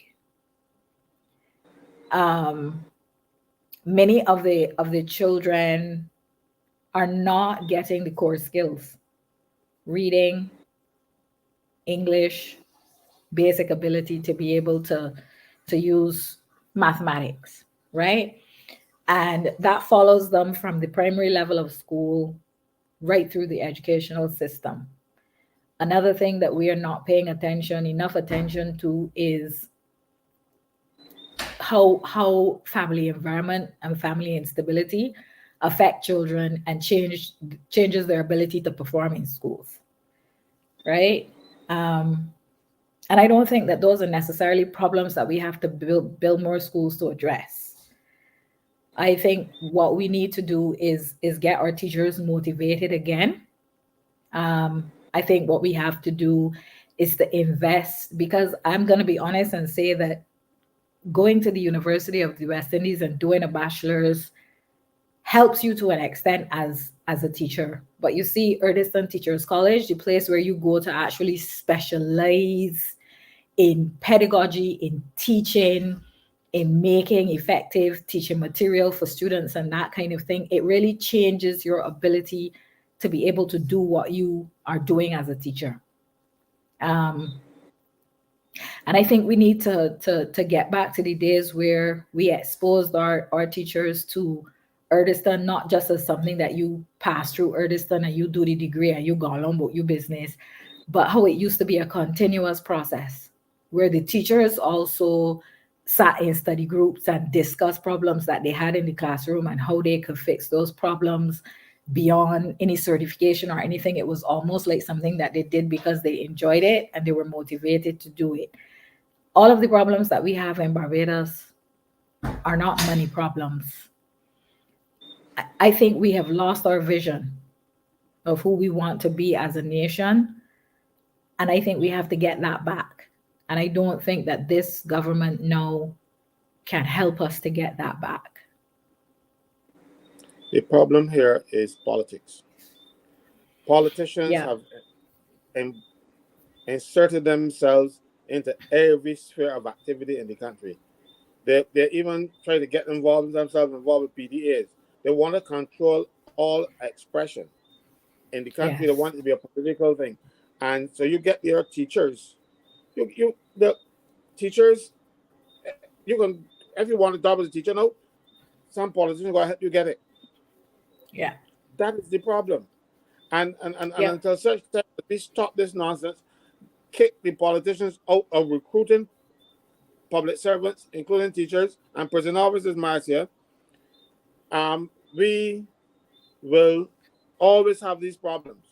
Because let's say you have a civil servant, teacher, prison officer who was recruited by a minister. And when I say recruited by a minister, I mean the minister put him in there. He commits an offense. They want to discipline him. He goes to the minister. Discipline finished. So after that, what happens now? Discipline and order breaks down in the service, because if he can do it and get rid of it, he can do it too. And then the fellow that do it and doesn't have any political backing, he gets kicked to the curb. And that demotivates all the other people who see what happened. So politicians have to get and do what politicians are supposed to do. Run the country at the policy level, not at the micro level where a minister of government would decide which which vehicle the messenger should drive. You know, they get so involved in everything. This is an actual scenario. I'm not making this up. The minister says, "Oh, this vehicle, this messenger should drive." That it gets that low. There is nothing that they don't want to get themselves involved with. You want a person to share school meals, you have to get a politician to tell you who it is. You want somebody to help clean old people's homes, a politician got to tell you who that person is. I remember telling you very early with these programs, some young ladies came to see me, and because I was Senator Franklyn, I didn't quite understand minister and senator and stuff. They figured, well, they went to the National Assistance Board and they tell them, get a letter from the minister. So they heard that I'm in the Senate, so they thought I was a minister too. And they come to me and ask me, because they knew them from birth, and they wanted me to write a letter for them. I said, they meet me, sweetheart. And this is what it's all about. Mind you, if I had to write for them, I can vote for them. I know them, I know their mothers, and I can tell that they were good people. But if I had written that, they didn't get the job. No, I think the point that let me show you what it is. And then we're using me as a reference. I'm in the Senate keeping noise about everything that they did wrong. They're fixing the roads. You know, they fix everybody road but mine. Can you come to you know my iron bear potholes? So they even get involved in which roads to fix. But that is a technical job for the chief technical officer in the Ministry of Public Works. They decide to fix CASWELL Road. And every road no wrong my place. When you come here and you can see the ruggedy road, say CASWELL live up there. That is the problem. They get involved in everything. And when the trouble breaks down, they want to send a deputy and a principal and the deputy to come and no. Come and face the music. Correct. Come and face the music. Yeah. I did hear about the chief education officer trying to distance herself from the incident by saying that they knew about the drill, but they didn't knew what was going to be done. That doesn't make it better. That just really makes it look like you are not capable of doing your job.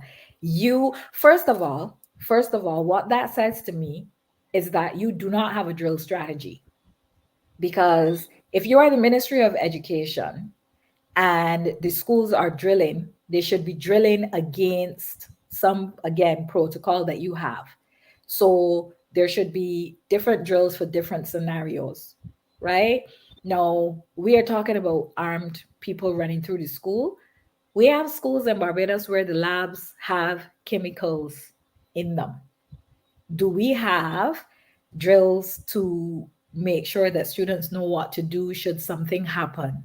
Should some kind of chemical, whatever, the students who are doing science, do they know? Do we have fire extinguishers in labs at schools in Barbados? Yeah, they have fire extinguishers. You just have to check and see if they work.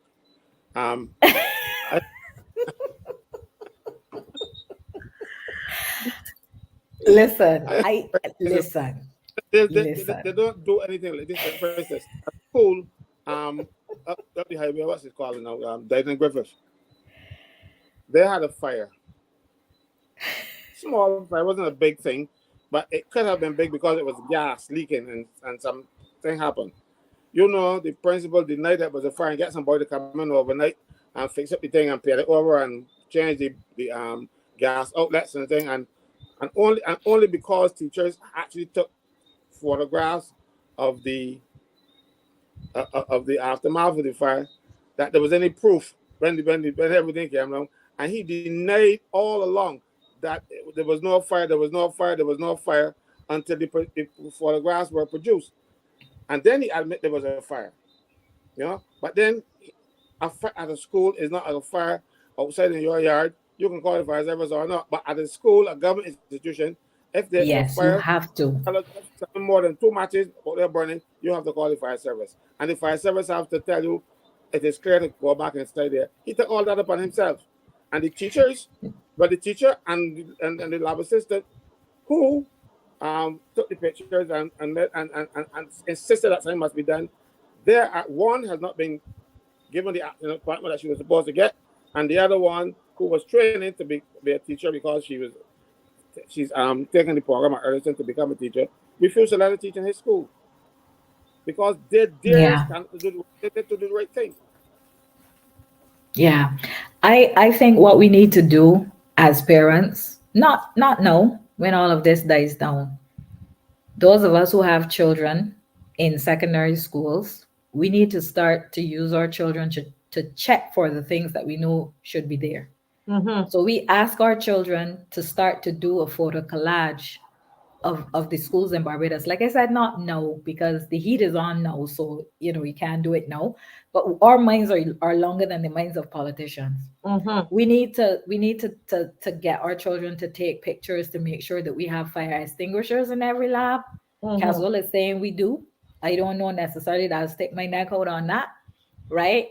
We need to find out how many of the fire hoses at the schools work and work effectively. I remember being within a school plant in Barbados, and we had a fire hose that leaked incessantly.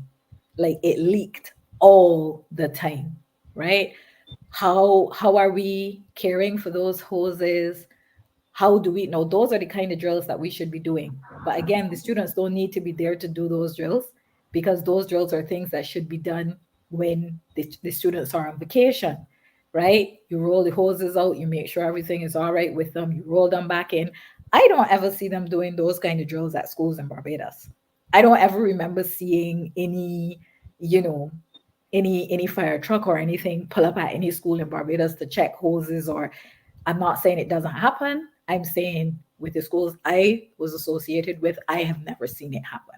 That's not the same thing to say that it doesn't happen, right? We should be getting our children to do a collage of the state of the fences at the schools in Barbados. Does your school have a fence or does it have a backyard?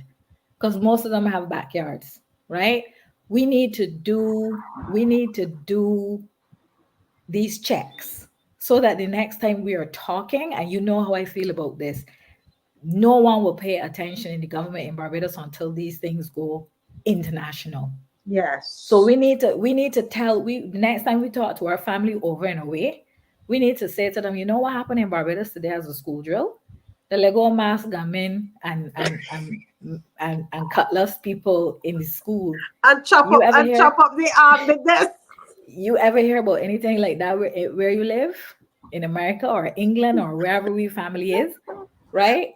We need to stop. We need to stop holding up this government and supporting them to give a completely false image of our reality in Barbados right now.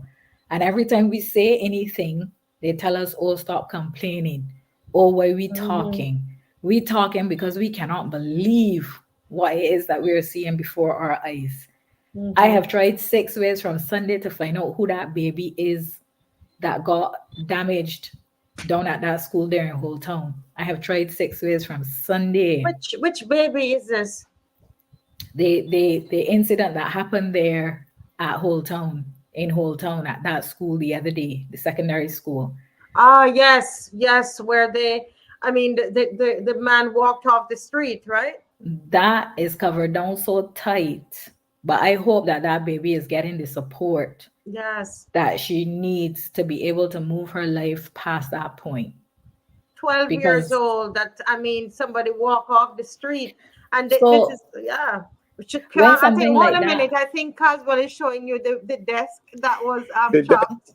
That's to get piece chopped off there. Sometimes I I don't told want my to believe husband I that. don't want to laugh about it, but sometimes I don't want to you just believe have to that. burst out, and I know Caswell will make me The, laugh, but the, it's funny. the But thug if get that, on a the serious thug note, though, if got that was if got that into the happened park. in front of a child, that's trauma. You know, we're laughing, It's but it's absolutely not. no. It's traumatic for children, It is. really. It is You know, very the traumatic. this fella really went into role play. You know, But they went to Caswell, something. he's saying Caswell is saying that they paid them, they paid the guys. They I went. also sorry, go ahead, Caswell. You can't No, make these I things was up. telling you, you're gonna rent a thug. You know, you rent some thugs that come into school and show the children how bad it can be. But I mean, we're making sport of it, right?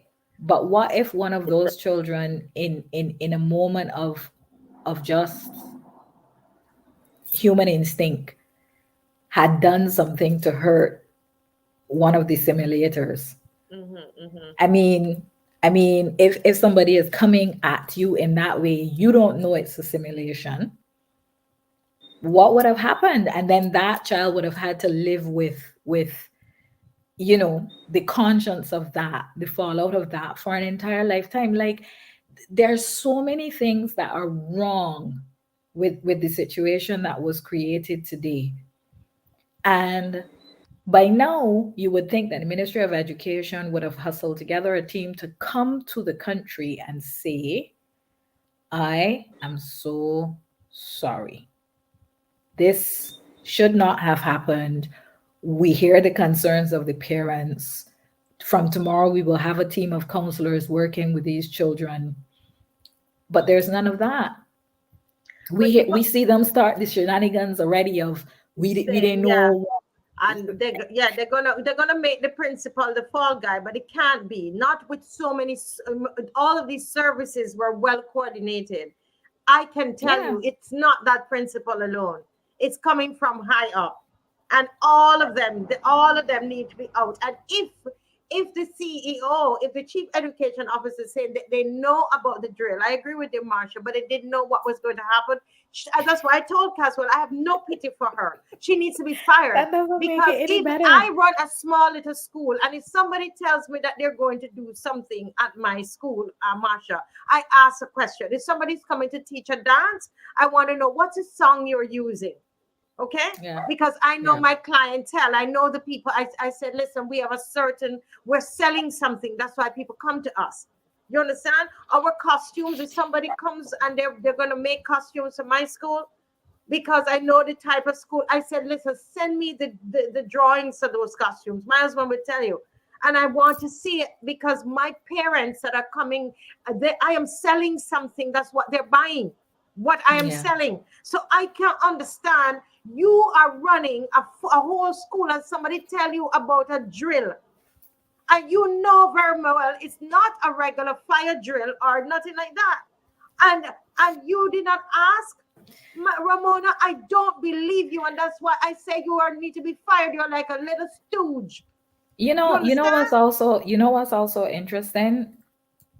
Now that I've thought about it, now that we've started to think about it, what they drilled at Springer Memorial School is exactly what happened at the school the other day when the baby got hurt. So we don't need to assimilate a drill, right? Correct. We already know what the weaknesses are from what happened in the other situation with the baby. And we haven't fixed anything to change our school plans. We haven't even started the year, as far as I understand, with guards at every school. So we know what the weaknesses are. We did not need to assimilate a drill. But there's something interesting that a caller, that one of your messengers here put up. He said that he was going to call the Psychology Association of Barbados to find out what their position on the matter is. Not just the Psychology Association of Barbados, the Social Workers, the Social Work Association of Barbados, right? I expect tomorrow the teachers' unions will issue statements. The Nursing Association of Barbados should have something to say. The pediatricians should have something to say. You see, I think we missed the point that Caswell made when he said everything in this country is now controlled by politics. Every voice that we hear, every voice that we don't hear, all eyes lead in one direction, right? And we already had this situation in Barbados, and Barrow deemed that the only way that he could fix it was that he couldn't take a person out of a place, so he had to take the place out of the person, right, Caswell? We have had this situation in Barbados already. No, his granddaughter is going back to same nastiness. We had this. You see, this is why it is so important too for our people in Barbados to learn history and to know their history. Because if you don't know history, you see things playing out and you think, oh, would this now start? Or, oh, this new. But knowing the history gives you the context to realize this is actually not new. This is a continuation of something that we dealt with before, right?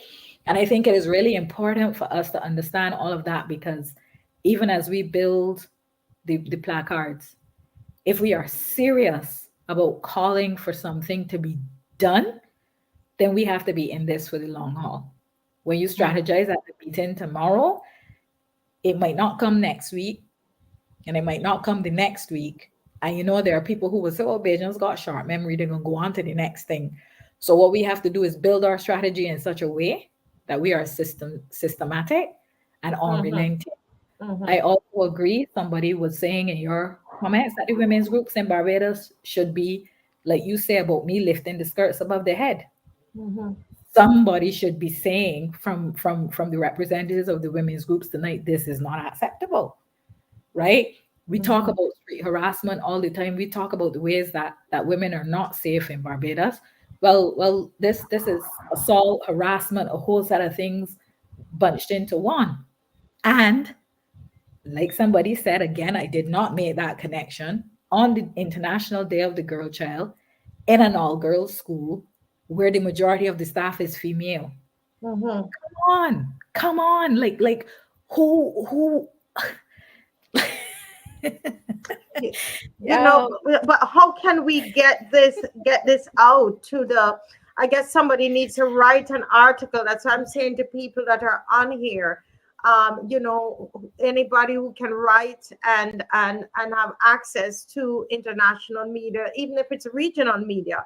But this needs to go out, because this is unprecedented. This hasn't happened anywhere, not even in Jamaica, that is full of a lot of more violence in their schools. This is actually, I mean, a Jamaican picnic would have shot them up anyway. So I'm just kidding. Actually, somebody said to me today, you know, had they done it at other schools, we really would not know what the outcome would be, because we also have, you know, children in Barbados who are very savvy. I have access to you know. What does that mean? What did he say? Go K. Go K. The message got is simple. Give it up. Listen. Caswell, give it me love. You know, you asked about how people can get the message out, but just having a conversation with family members that live overseas, right?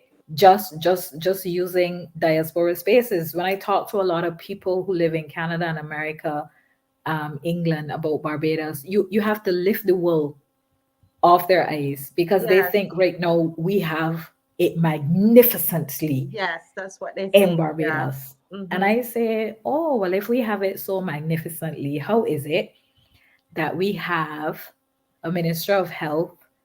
Well, when it first started, because remember when the government changed, we had a Minister of Health who was a specialist in tourism.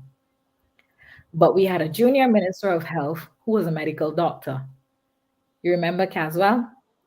The substantive Minister of Health could go to cabinet and make a contribution. That was the person who was qualified in tourism. But the junior Minister of Health, who is a medical doctor by profession, could not go to cabinet. It was the first time in Barbados, in the history of Barbados, that we had a cabinet minister who was not allowed to go to cabinet. Right? Now, I think all of these things are important to help us to understand that this slide that we are on is not accidental. It is not accidental, right? And this slide that we are on, all of it leads back in one direction. All of it leads back in one direction.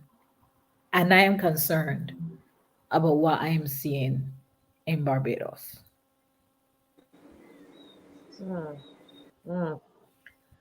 I'm telling you, well, you know, folks, tomorrow evening, you're on. Don't come up with an. Don't make an excuse. You know, make it down to Unity Workers Union tomorrow, number 5, 6th Avenue, number 5 building, 6th Avenue. And this is Belleville. Oh, we should have Belleville on here. Once we say 6th Avenue, will they know Caswell, or we needed to have Belleville? You have to put Belleville on. Okay. Yeah. Folks, we need you to come down tomorrow, and so that we can actually strategize and as Marsha says, to build out a plan for the long haul, because we are in. This is it's really an indication of the systemic child abuse that runs rampant within the country of Barbados. And it is part of the system, and the Child Protection Bill does not protect the children against the systemic child abuse that is meted out by the state in Barbados. And that is what Miss Marsha Hines-Myrie has been saying all night. It doesn't. And so when people hear that the Child Protection Bill is going to be passed regardless, you need to understand that the children will be unprotected with that bill, at least in the hands of the state.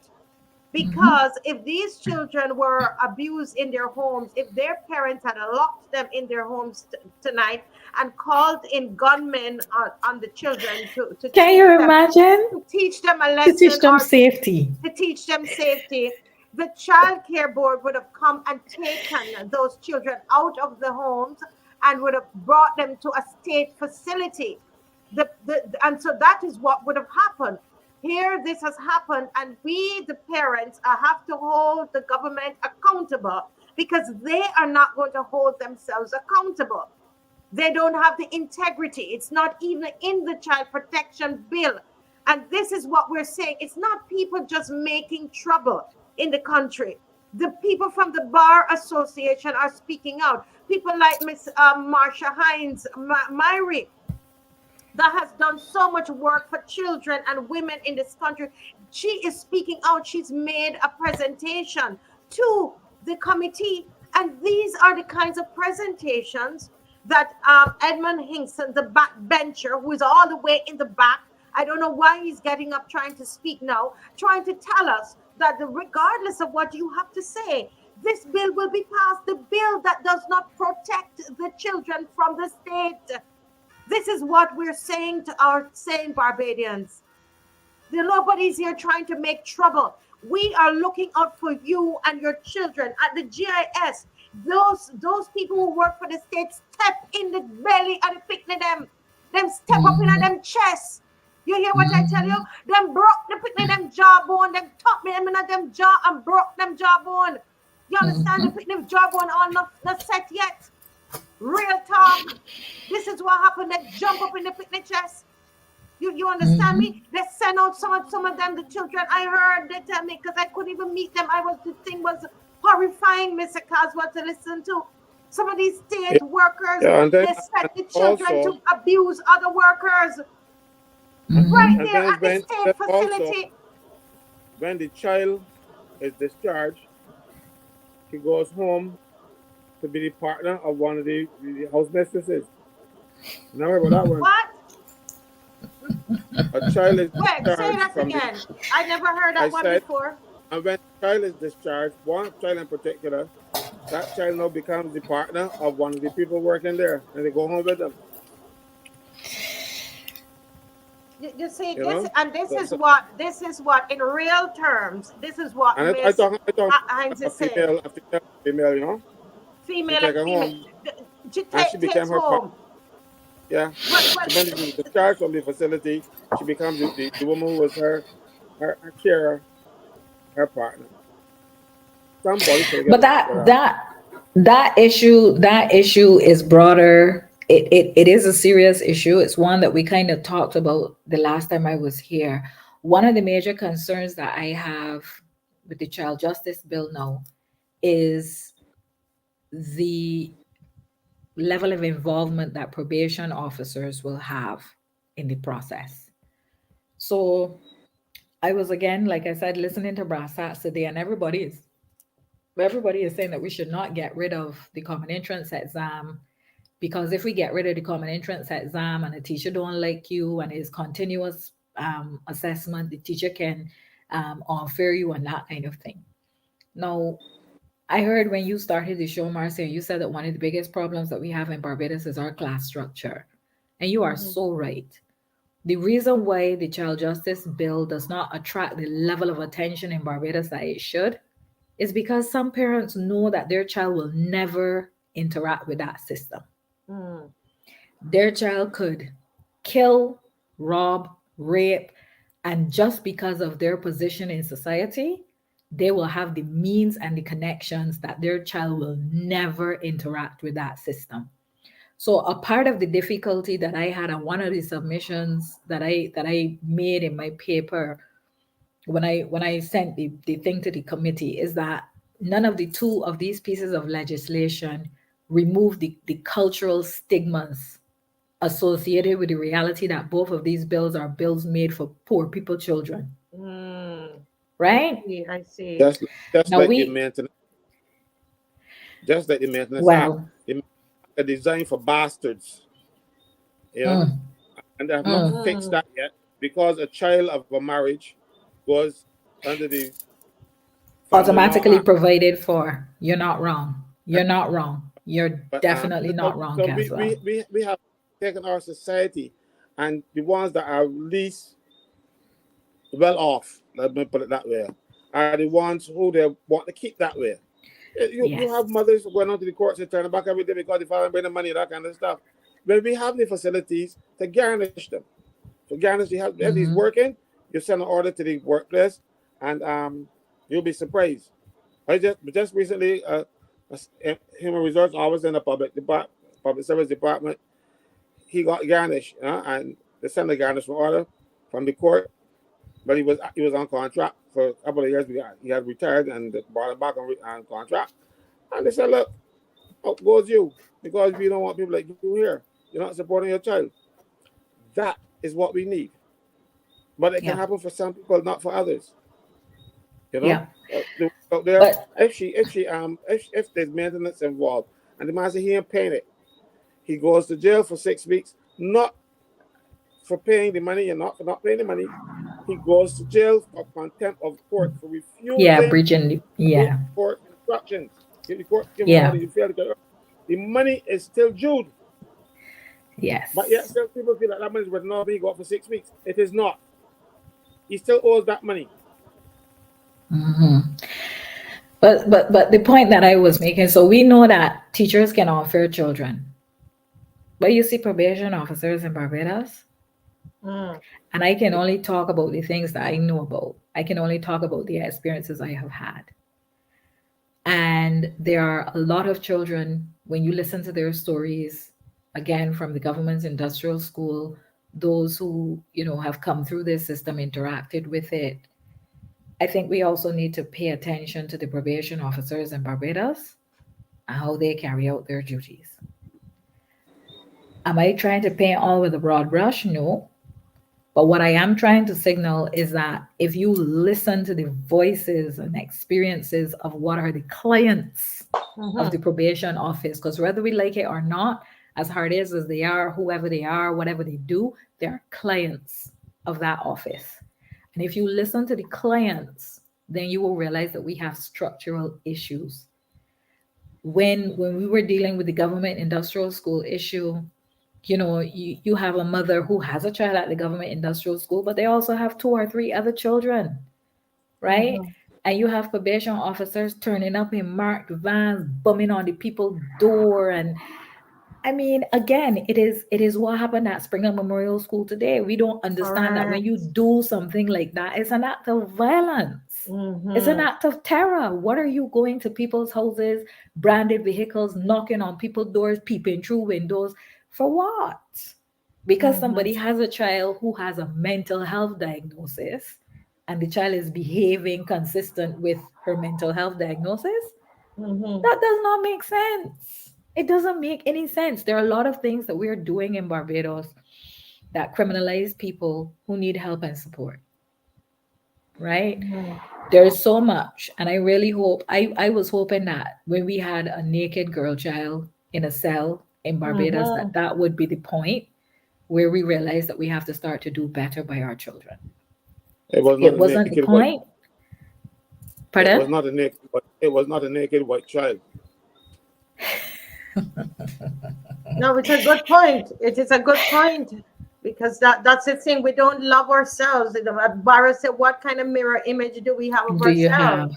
And that is the thing, that we would go and terrorize our girl children, and they specifically, nobody can tell me. I know it might seem like I'm judging them, but think about it. Why would they? That's the only girls' school in Barbados, all girls' school, and that's the school you chose to terrorize, to have the kids screaming and giving them nightmares. You chose that on International Day of the Girl Child. Are you mad? It's not a good look. It is really not a good look. It is really, really, really not a good look. And this is from, our Prime Minister, who is walking the face of the earth. I can't wait that she leave us and go to the UN. She could go tomorrow. That's another set of problems, because at the end of the day, everybody is saying, oh, let she go along, Barbados will be better for it.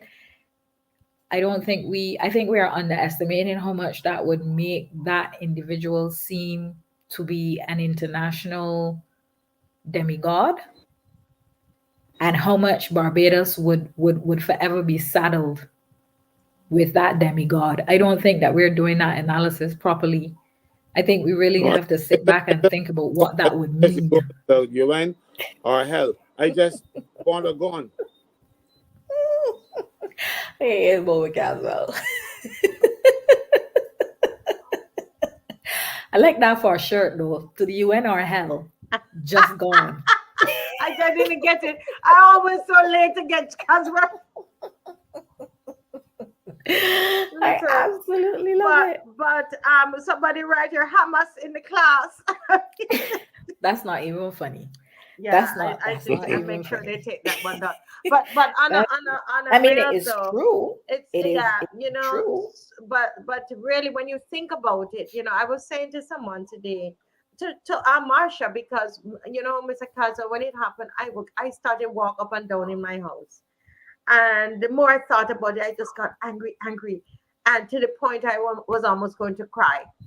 And it wasn't until I was speaking to MARSHA and I felt the tears was coming, because we're talking about the show today. And I said to her, I was sitting outside trying to calm myself down. I went sit on my veranda. I said, I can't go on the show like this. I can't do the show. I'm too angry. And I was sitting out there and I was trying to calm myself. And she called. And we were talking about the show, and I realized that what it was doing was triggering something for me, because I grew up in the poor ghetto community in Jamaica. And I'm not ashamed to tell it. In fact, I've been to Springer and spoken to those girls many times at Springer. And I grew up around seeing violence and and it has traumatized me to the point where when I went to the US to study, when I'm sleeping at night and I hear a siren outside, I'm jumping up out of my sleep. I was in New York. I had to take a plane to get to New York from where I was, but I was still afraid. And I realized that is what was happening to me when I heard about the Cutlass and how they went in on the girls like that. I'm like, these girls are not going to live this thing down. I wonder if people truly understand that. And unless you have had an experience, then you might. Sometimes I think things happen to people and we don't internalize it because it seems so foreign to us. But for me, it is so real. But all this was perpetuated by former girls. All of them were girls. They had a man in the group. You know what I mean? Yeah. And they don't, I and that's another scary thing about the narrative that is being created in Barbados right now as well. The women's agenda is being used conveniently. So people remember their femaleness when there is a political expediency, when there are points to be gained, right? But when you look at the things that are going on in Barbados right now with women and girls, we talk about youth suicide in Barbados. There's a child right now in Barbados that I'm trying my best to help. This child is an orphan. And because, her mother died and there's a piece of property left, an older sister has returned home and is terrorizing this child. When I tell you terrorizing this child, because her thing is that the house is hers. She's the oldest child and the house is hers, right? A younger brother, she's collecting a survivor's benefit for the brother, but yet still the little girl who is still in school, still trying to do a little studying to forward herself. She want the child to pay half the light bill. Where is the child going to get the money to pay half the light bill? You go to court with what is a classic case of abuse. I mean, if you have ever opened any book and read about emotional abuse, psychological abuse, coercive control, any of those terms, a chapter 1, you don't even have to do it at master's level, just a basic 3-month course. You will be clear that what you are seeing is a case of emotional abuse and coercive control. You know that the law court in Barbados turn around and grant the protection order to the abusive sister against the little girl. Now, God forbid, and that child gets frustrated and does something to herself. We be the same society. Oh dear, we gotta do something to help these children. Again, she is a child in need of care by the UN definition. She's an orphan. She's still of school age. There is no support for that child in Barbados. Call the welfare department, because obviously if you let the sister come home and terrorize the child, she should be able to have safe access to housing through the welfare, right? They don't have no houses, and people in Barbados don't rent to the welfare department because the welfare department does not pay people on time, right? So they can't provide her with housing, right? And every now and again, she is there in the house. The sister call her friend as the police. The police come and threaten her and tell her about if she did living at a man, she was still got to humble herself and all kind of thing. So you could as well humble yourself here at your sister. And if I gotta come back here, I'm gonna lock you up. We do not understand that what took place at Springer Memorial School today is abusive because we are an abusive society. Because when that police is coming to that house and doing that to that girl child, that does not ring as abuse to them.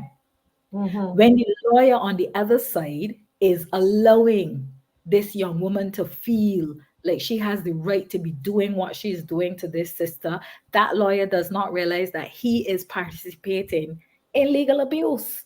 There's actually a term for it. Right. There's actually a term for it. I am an advocate. I am not a lawyer, right? I am not a social worker. I am not a psychologist. I'm just an advocate, right? And I know these terms. and I understand these cycles. And you have people in Barbados that have done social work, psychology, policing, criminology, up to master's level, and we still have the kind of things that play out in Barbados daily, like what we have at the Springer Memorial School. We see this one because it's a big event. But I want us to come away from this program understanding that the things that those girl children experience today, there are girl children in Barbados that experience things like that every day. Terror. This little girl trying her best to finish school, trying her level best to finish school. The sister will go in her bedroom, put water in the bed, throw the garbage in the child's bedroom. Sometimes I have videos on my phone. She come home, she cuss, she go on for hours and hours. The child can't study. You understand? And then we as a society, when we hear of a young person that just can't manage it no more, and they just end it, then we say, oh, but why these young people, what happened to these young people? And when you listen to the background of these individuals, there were issues. There were things that needed to be addressed. But in Barbados, tell me truly, when you are a person who has a problem, where can you go? Where do you get safe services from in Barbados? Right? As much as we are talking about this Springer incident tomorrow, a mommy that has a child that by Saturday night still can't sleep, because that is going to happen. Where is she going to take that child to get counseling? The lines for the counseling programs at the polyclinics are back through the door. The Thrive Center at the psychiatric hospital that we just opened there, that is no longer taking patients because their bed load is they've reached their bed load. So when you have a mother who by Saturday still needs help with supporting a child from the Springer Memorial School tonight, where is she going to go? Wow. You're speaking real truth, because even with the private counseling, a lot of parents cannot afford that. It's very expensive. So it's expensive. What is going to happen? I know that we have some other things that we wanted to discuss, Mr. Franklin. I saw your email, but this one, oh my goodness, we had to stay on it tonight. I know you have. Because I want to invite Marsha, if not to come on to log on, because I think you would have been entitled to a pension in Barbados. I haven't been a teacher for so many things. Because what I am going to talk about, the next opportunity I get is something to deal with pensions and the reduction of your pension that has been done illegally. So I want you to log on to, so you can see for yourself. But anybody out there who is entitled to a pension and to get their pension reduced by the amount they get from national insurance because they started working in the public service after 1975, I think it is in their best interest to log on to hear me on it the next time we are here, because I'm going to speak to it. I've already sent Marcia the business legislation I want you to be aware of, and then when I finish, I want you to call your lawyers, all of you. Yes. We're going to deal with that on Friday, early in the show, and then we are going to we do have another special guest. You're going to have another treat again. We're going to look at the education reform. There is where is her name going from me now? She was on before, and she's going to kill me. I just went for me. I'm going to tell you, but she's going to be on talking about education reform. Is going to that is going to happen. She has some really interesting, done a lot of research that's going to happen on that program, and KEMAR is going to come on as well on Friday. This is as far as we know at the moment, because we don't know what is going to happen in this country. Mr. Franklin, things are just changing. But as we are leaving, I want to ask Marsha if you could talk with the parents tonight, about this meeting, coming out to the meeting at Springer. What would you say to them? Do you think this is something that's important? The meeting at the Unity Workers Union, I'm sorry. I think that, like I said, meetings like what is going to happen at Unity Workers Union is a part of how we paved our independent society. So this idea of individuals coming together around a social issue, organizing, somebody throwing a pot of pillow in the back and people laugh and educate themselves, make their signs. I don't want anybody to think that that is action that is new. That is what our grandparents did. That is what our great grandparents did to bring our country to where it is today. Mm. And I want the parents to understand that when they take a stand and support their girl child at the Springer Memorial School, they're creating a better and stronger society overall.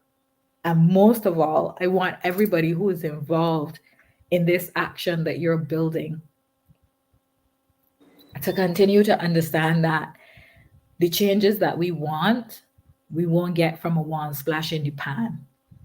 But if we continue, if we continue to build and build and build and wrap these issues together, the pension issue, the issue of our political interference in the civil service right now, these issues are interconnected.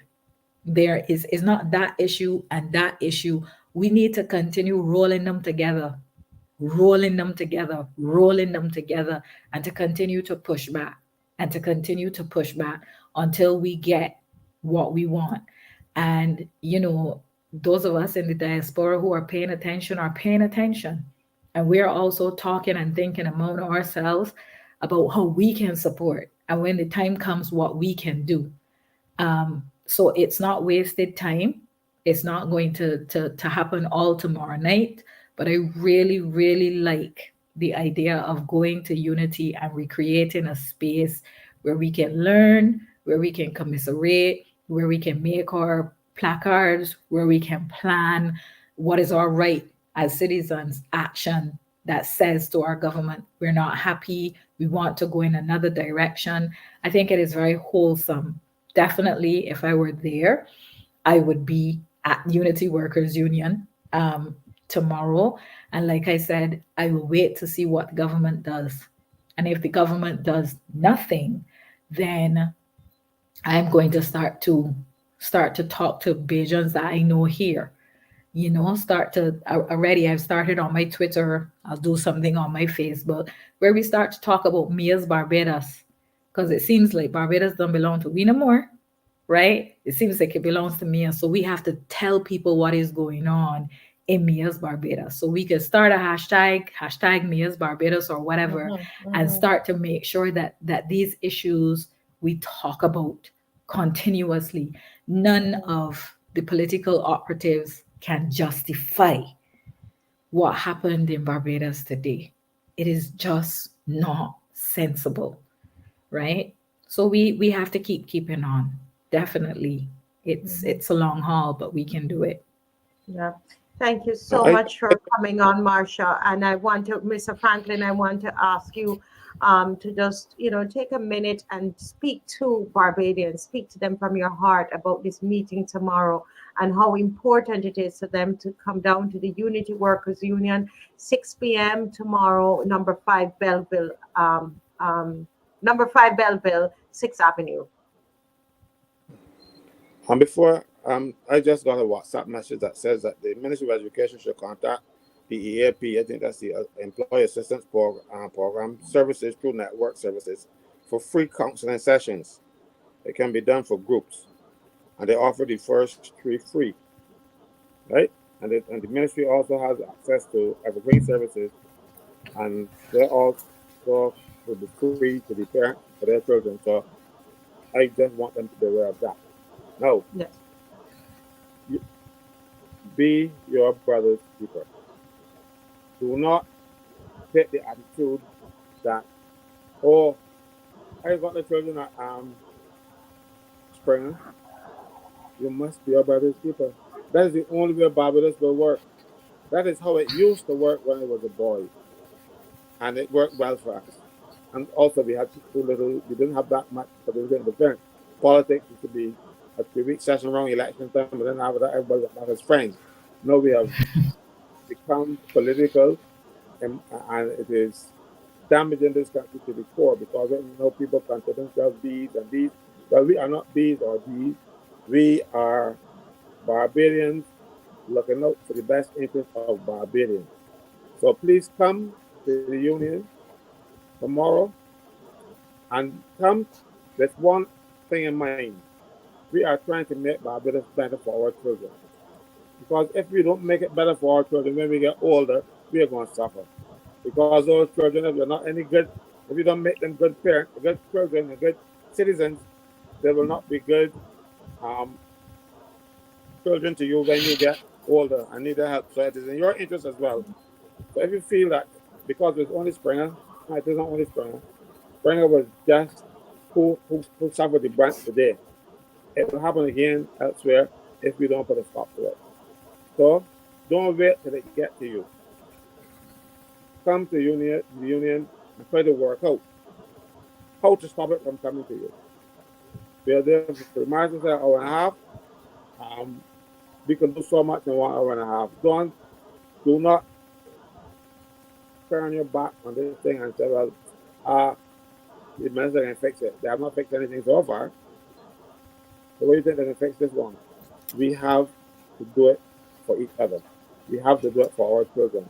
And see those children out there? They're not, I might not have any of those children, but those are children of still mine. They're yours. Yes. Yes. Thank you. Thank you so much. And everybody's saying Nigel saying, thank you, comrades. Very informative and timely discussion. Thank you for the time that you're giving up, Marsha, for your country, for the children, of this country. God bless you. Thank you, Caswell. Every night that we call on you, you come on. And though you didn't get to talk about your issues tonight, I know this is also close to your heart. Okay. Thanks for having me, guys. Bye-bye. Yes, God, bye-bye. Thank you so much. Thanks to everybody who's joined. On Friday, Marsha. She said yes, Friday. This is an issue for her as well. Anybody who worked in the public service and entitled to a pension after the 1st of September 1975, it should be of interest to them. Yes. So we want to come on Friday and talk about that. Okay. Guys, God bless you all. And thanks for joining. Thank you so much. Thank you. See you tomorrow. Go. That's a sign. I want that sign. Go Canada. Oh my God. Caswell, you're so funny. God bless. It makes me laugh. That's good. I don't go to bed heavy tonight. Thank you. Put it up again, man. Put it up again. That's it. I laugh out. God bless you. Bye-bye. Bye-bye.